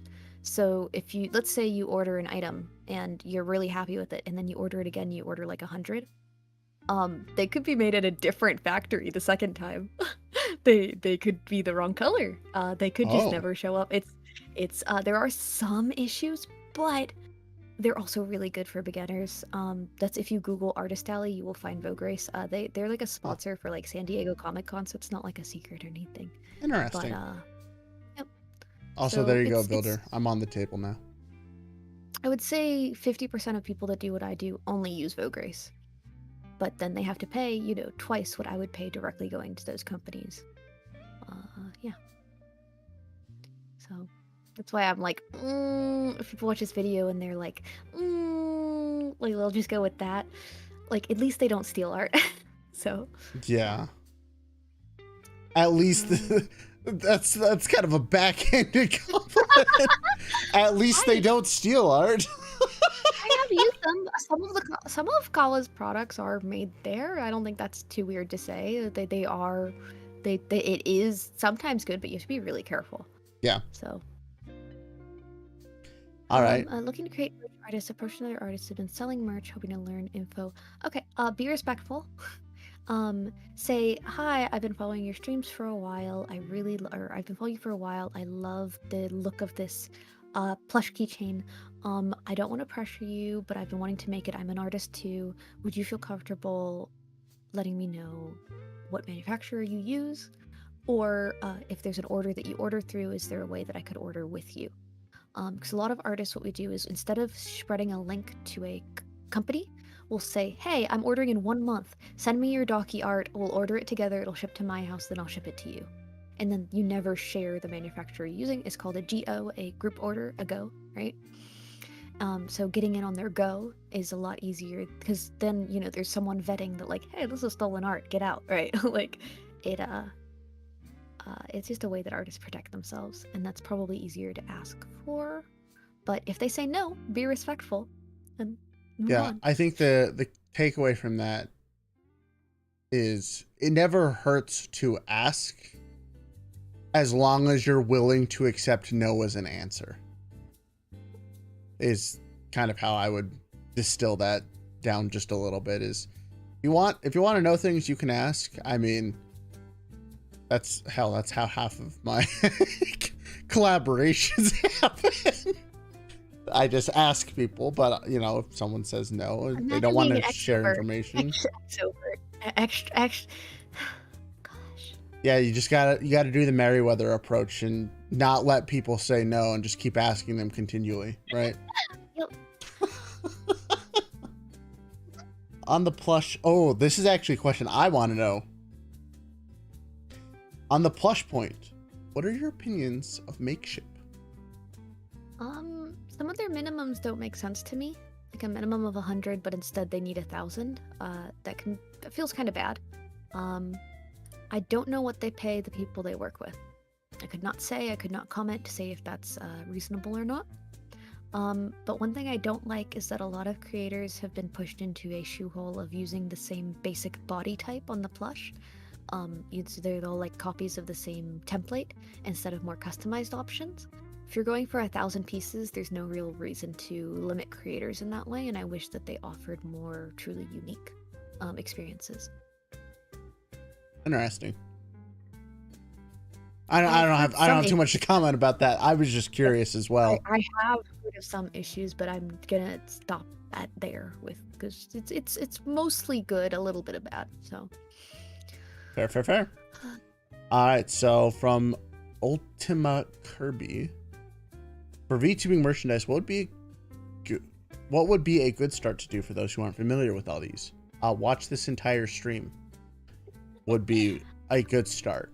Because there was a lot of information here. Acrylic keychains or acrylic standees. You know, maybe don't do what I did and release like, I don't know, like 60 things, something like that. Some really, What? Don't worry about it. Don't worry. It's fine. Everything's fine. There were no mistakes made. Get out of here with that slander. Look, because I'm just going to keep it real. I had no idea. Look, okay, Mom Pocket, you don't quite have to say it like that.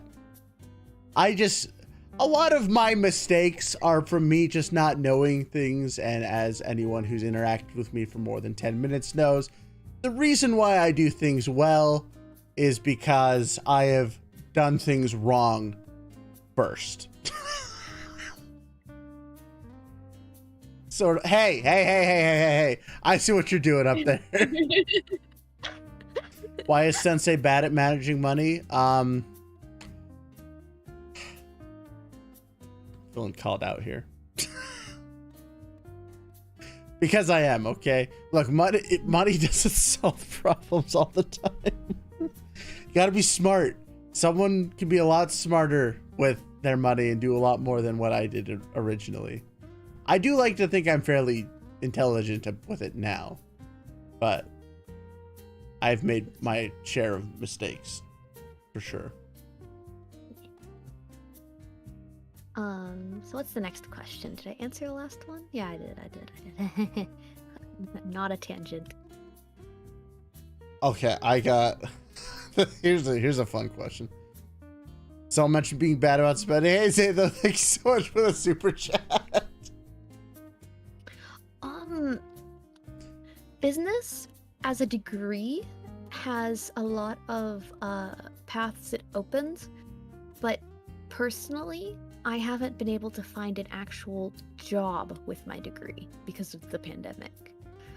And that sucks, right? Like, I applied to dozens and dozens of places, right? And I'm like, hey, I've been doing my small business. I have experience. I have my degree. I am passionate about your products. I went to Funimation. I went to Sentai Filmworks. I went to every Japanese animation company, merchandise company. And I never got a single call back from anyone in the industry. I would say that something nice, but instead I'm going to say that sounds about right. Unfortunately. Yeah. It's really hard to get your foot in, unless you're going the entrepreneurial avenue. And if you go the entrepreneurial avenue, like, I got to test it for a decade. I did fan art conventions for a decade while I was a student, middle school, high school, college, right? I got to know that I lived this like the back of my hand, and I wanted to make this a career doing official art and not fan art eventually, like completely. And that's where I am right now, that if Kawa continues to be successful, then I will no longer need to make fan art, right? And especially with the way that it seems like laws may change, we're not 100% sure that fan art will always have this legal okay, right? It's very scary for fan artists right now. But so I can't really give someone advice to go on the same path I am, because it took a very, very long time, right? In general, if it's something that you think you would like to do, you should just start doing it now, because it's going to take years upon years of experience for basically anything you do in life to actually become successful at it. But yeah. But like if you like art, you work on your art skills, right? If you like business, work on your business skills. It doesn't make sense, right? It's hard. It's hard. Classes do help. And then if anyone in the chat is a VTuber that like I wanted to like do like a funny little what products would Moo design for you?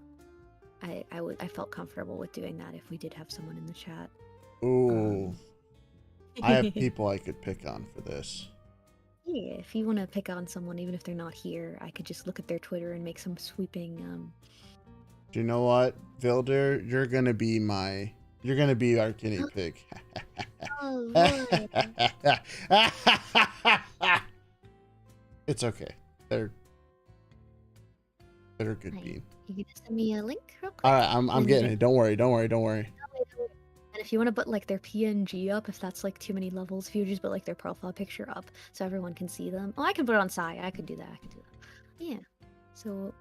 All right, so Vilder. I've never seen this VTuber before, and I have no idea what sort of community they have, right?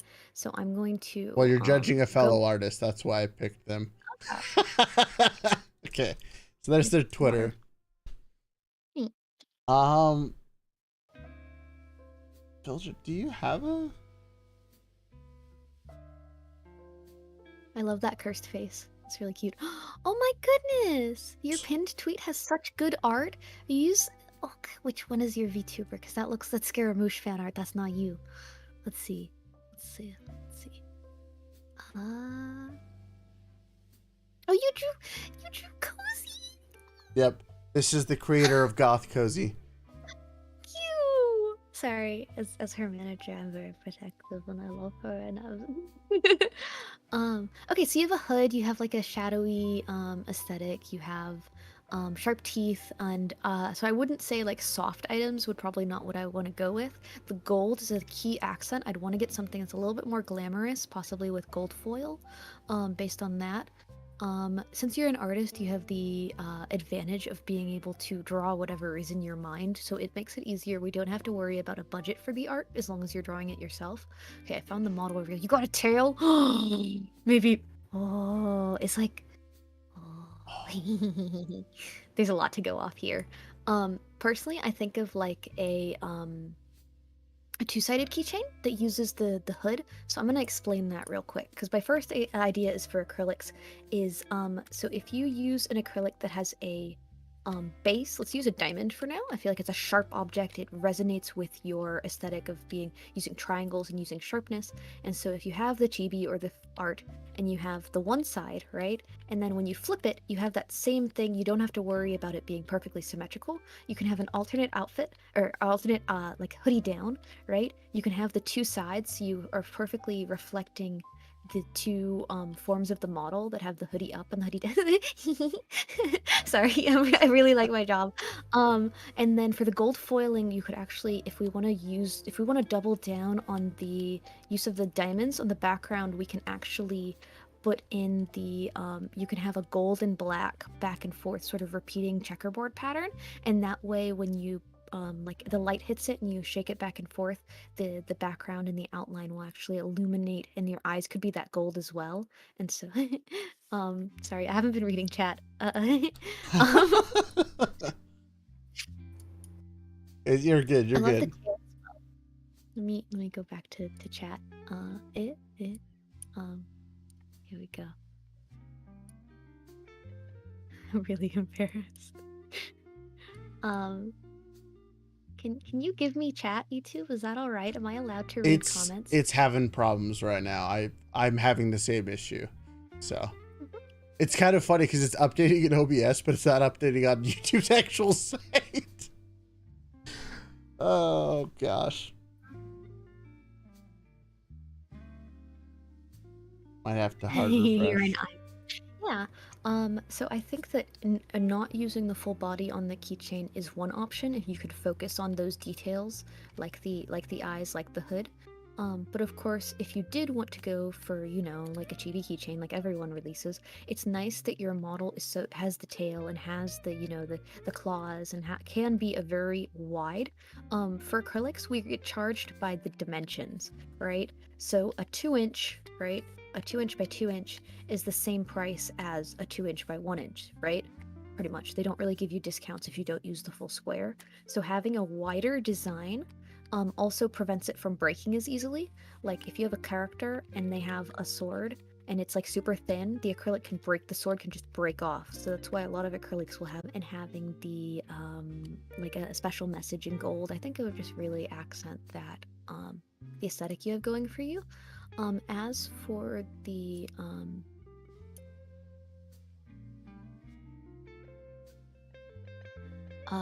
purples, the spikiness, the dragon aesthetics, I can't really easily make stuff like earrings. It's really tough. I feel like the jewels on your outfit are very iconic and would down the line be really, really cool to make, but it's tough because you would need a mold.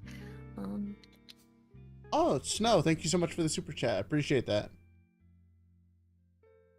Yeah, so I think that's like a pretty good starting basis, is using the gold, using the shapes, making sure it's reflective. And since you are an artist and a lot of your fans are generally watching your content because you're an artist, you need to make sure that that's at the forefront. So by drawing it yourself and by having that sense of personalization to it, people will hopefully get more invested. I zoomed in and out, I'm sorry. In your product because of it. Yeah. Very cool. Very, very cool. Now, if you want another example, I actually have not revealed this on stream yet. But okay. If you wanted to do another VTuber, I have something special in mind for you. Okay.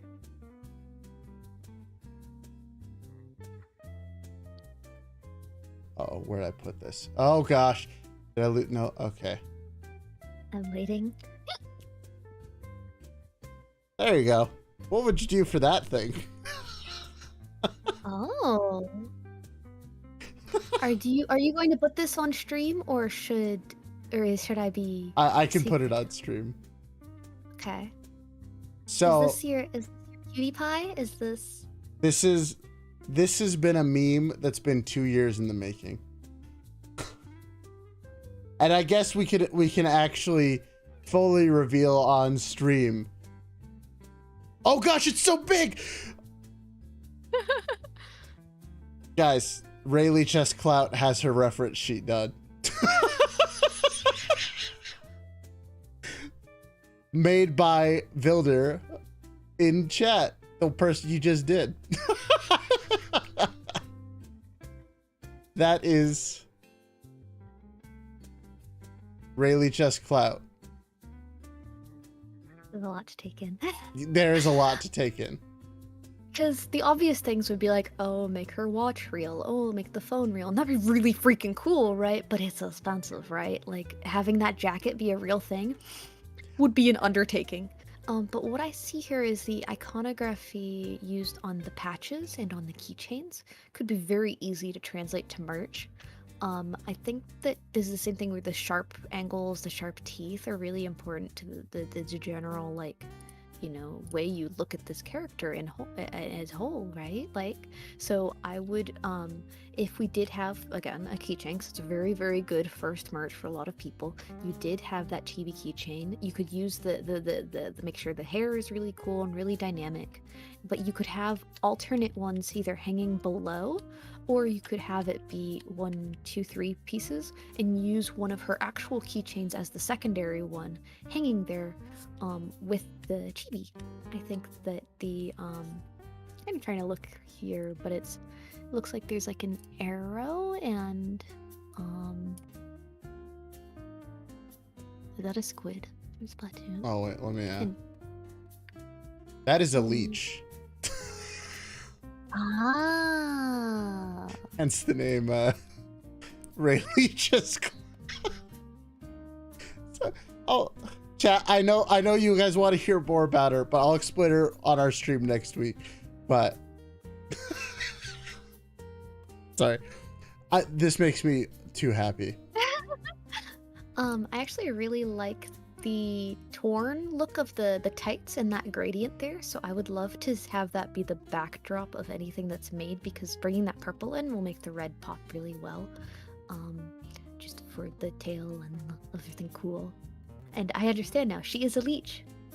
I'm very confused, Raelz, because I'm not in on the joke. It's okay. I'll explain it after stream. There's a reason why all those icons and things look like social media icons. We'll just put it like that. I do feel like the direct use of the YouTube logo is a little dangerous. So that's why I'm a little bit hesitant to say that would be good merch to make. Yeah. But if you changed it a tiny bit and had it as a keychain, like, probably fine. That's parody, right? She's definitely a parody, right? Oh yeah, 100%. Yeah. But no, you should definitely put her on a documentary. She's hot. You gotta do it. That's that. Yeah, for sure. That's definitely my first advice, right? Isn't this coming from the person who said people shouldn't make those? No. She's hot. It'll be great. No, you shouldn't. But I mean, it's funny. Yeah. Oh, sorry. I just had to show that off. That's been a 2-year meme post in the making. With 3 separate artists touching it at some point in time. Make a pillow of just her tail.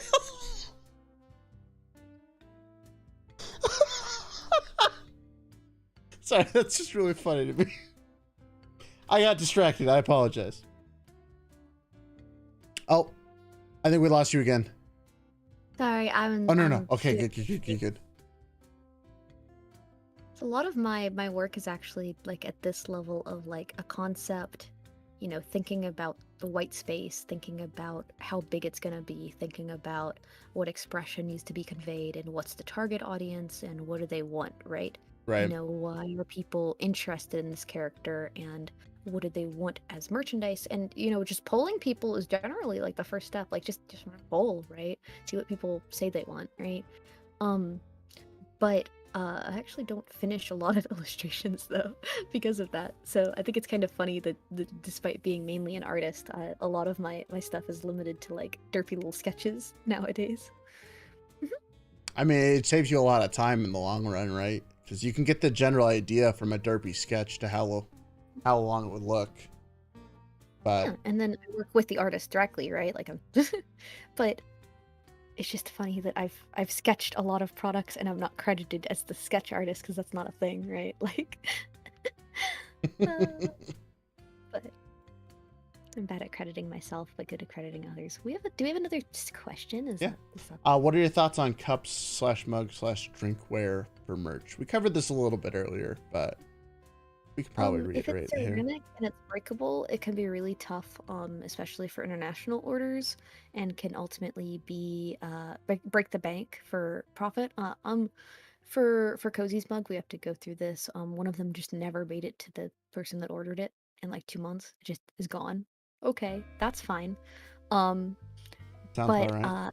you are talking about like thermoses and higher quality non-ceramics. They're pretty nice, and I'd love to do more like water bottles and stuff, but then they have to be FDA approved so they're not leaching toxic things.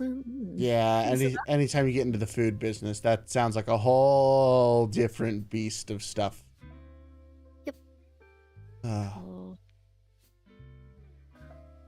Well, other than a question from a specific individual in chat who even in their own question mentioned that I'm going to try and ignore them. We've caught up on all the questions. Yeah. I can show off one of my... I drew this. Aww. It's adorable. I love him. I love Shu. She was great. I don't have waking nightmares about his lore stuff. Not at all. I wish he had cooler lore, but I love him regardless. Like it's definitely a. What do you mean like, cool? He has the best lore. I don't know what you're talking about. It's the best. I'm definitely not his fan because of his lore. I'll leave it at that. What are you talking about? It's a masterpiece. It wasn't even edited by him. I found that out later. Really? So I can't remember whose stream it was on, but someone outed him, like how his lore video was the most low effort thing ever. He just sat down and recorded voices in like a VC, and Luca edited it. Aww. But it's beautiful. It's beautiful. I don't care. It's amazing. It's amazing. Oh, all right. Well, we've been here for like 3 hours.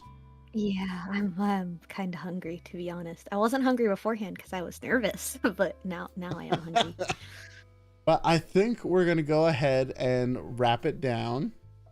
Thank you so much for joining us, Moo. It was a lot of fun and very informative for, I'm sure, a lot of people, myself included.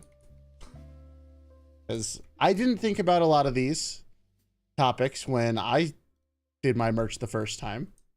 So a lot of my own mistakes were just because I just didn't know, and now I do. So thank you.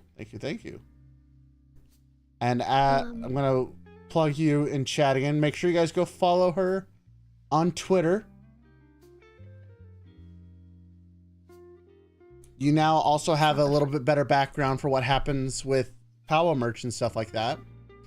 So you can check them out as well. Hold, give me a second while I flash a certain sign across the screen. This isn't the finalized file, but this is art that I did by myself, so I thought that was cool that I could bring that up at the last second. That's pretty cool. Yeah, I draw Digimons. I draw cute girls. So I do draw sometimes. ? Once a year. No. But yeah. Once a year. Every other time I'm collabing with a different artist that I'm managing, and it's not me drawing solo, so it's a little weird. But anyway, yeah. All right, I'm gonna send you guys off to an artist that I rate all the time because she's the only one who's on when I stream.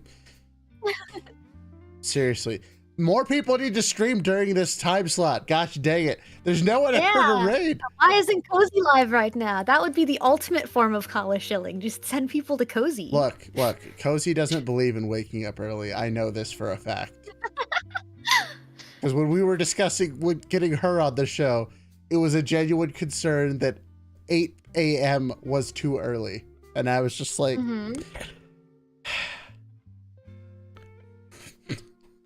you youngins staying up late, sleeping in, how dare you?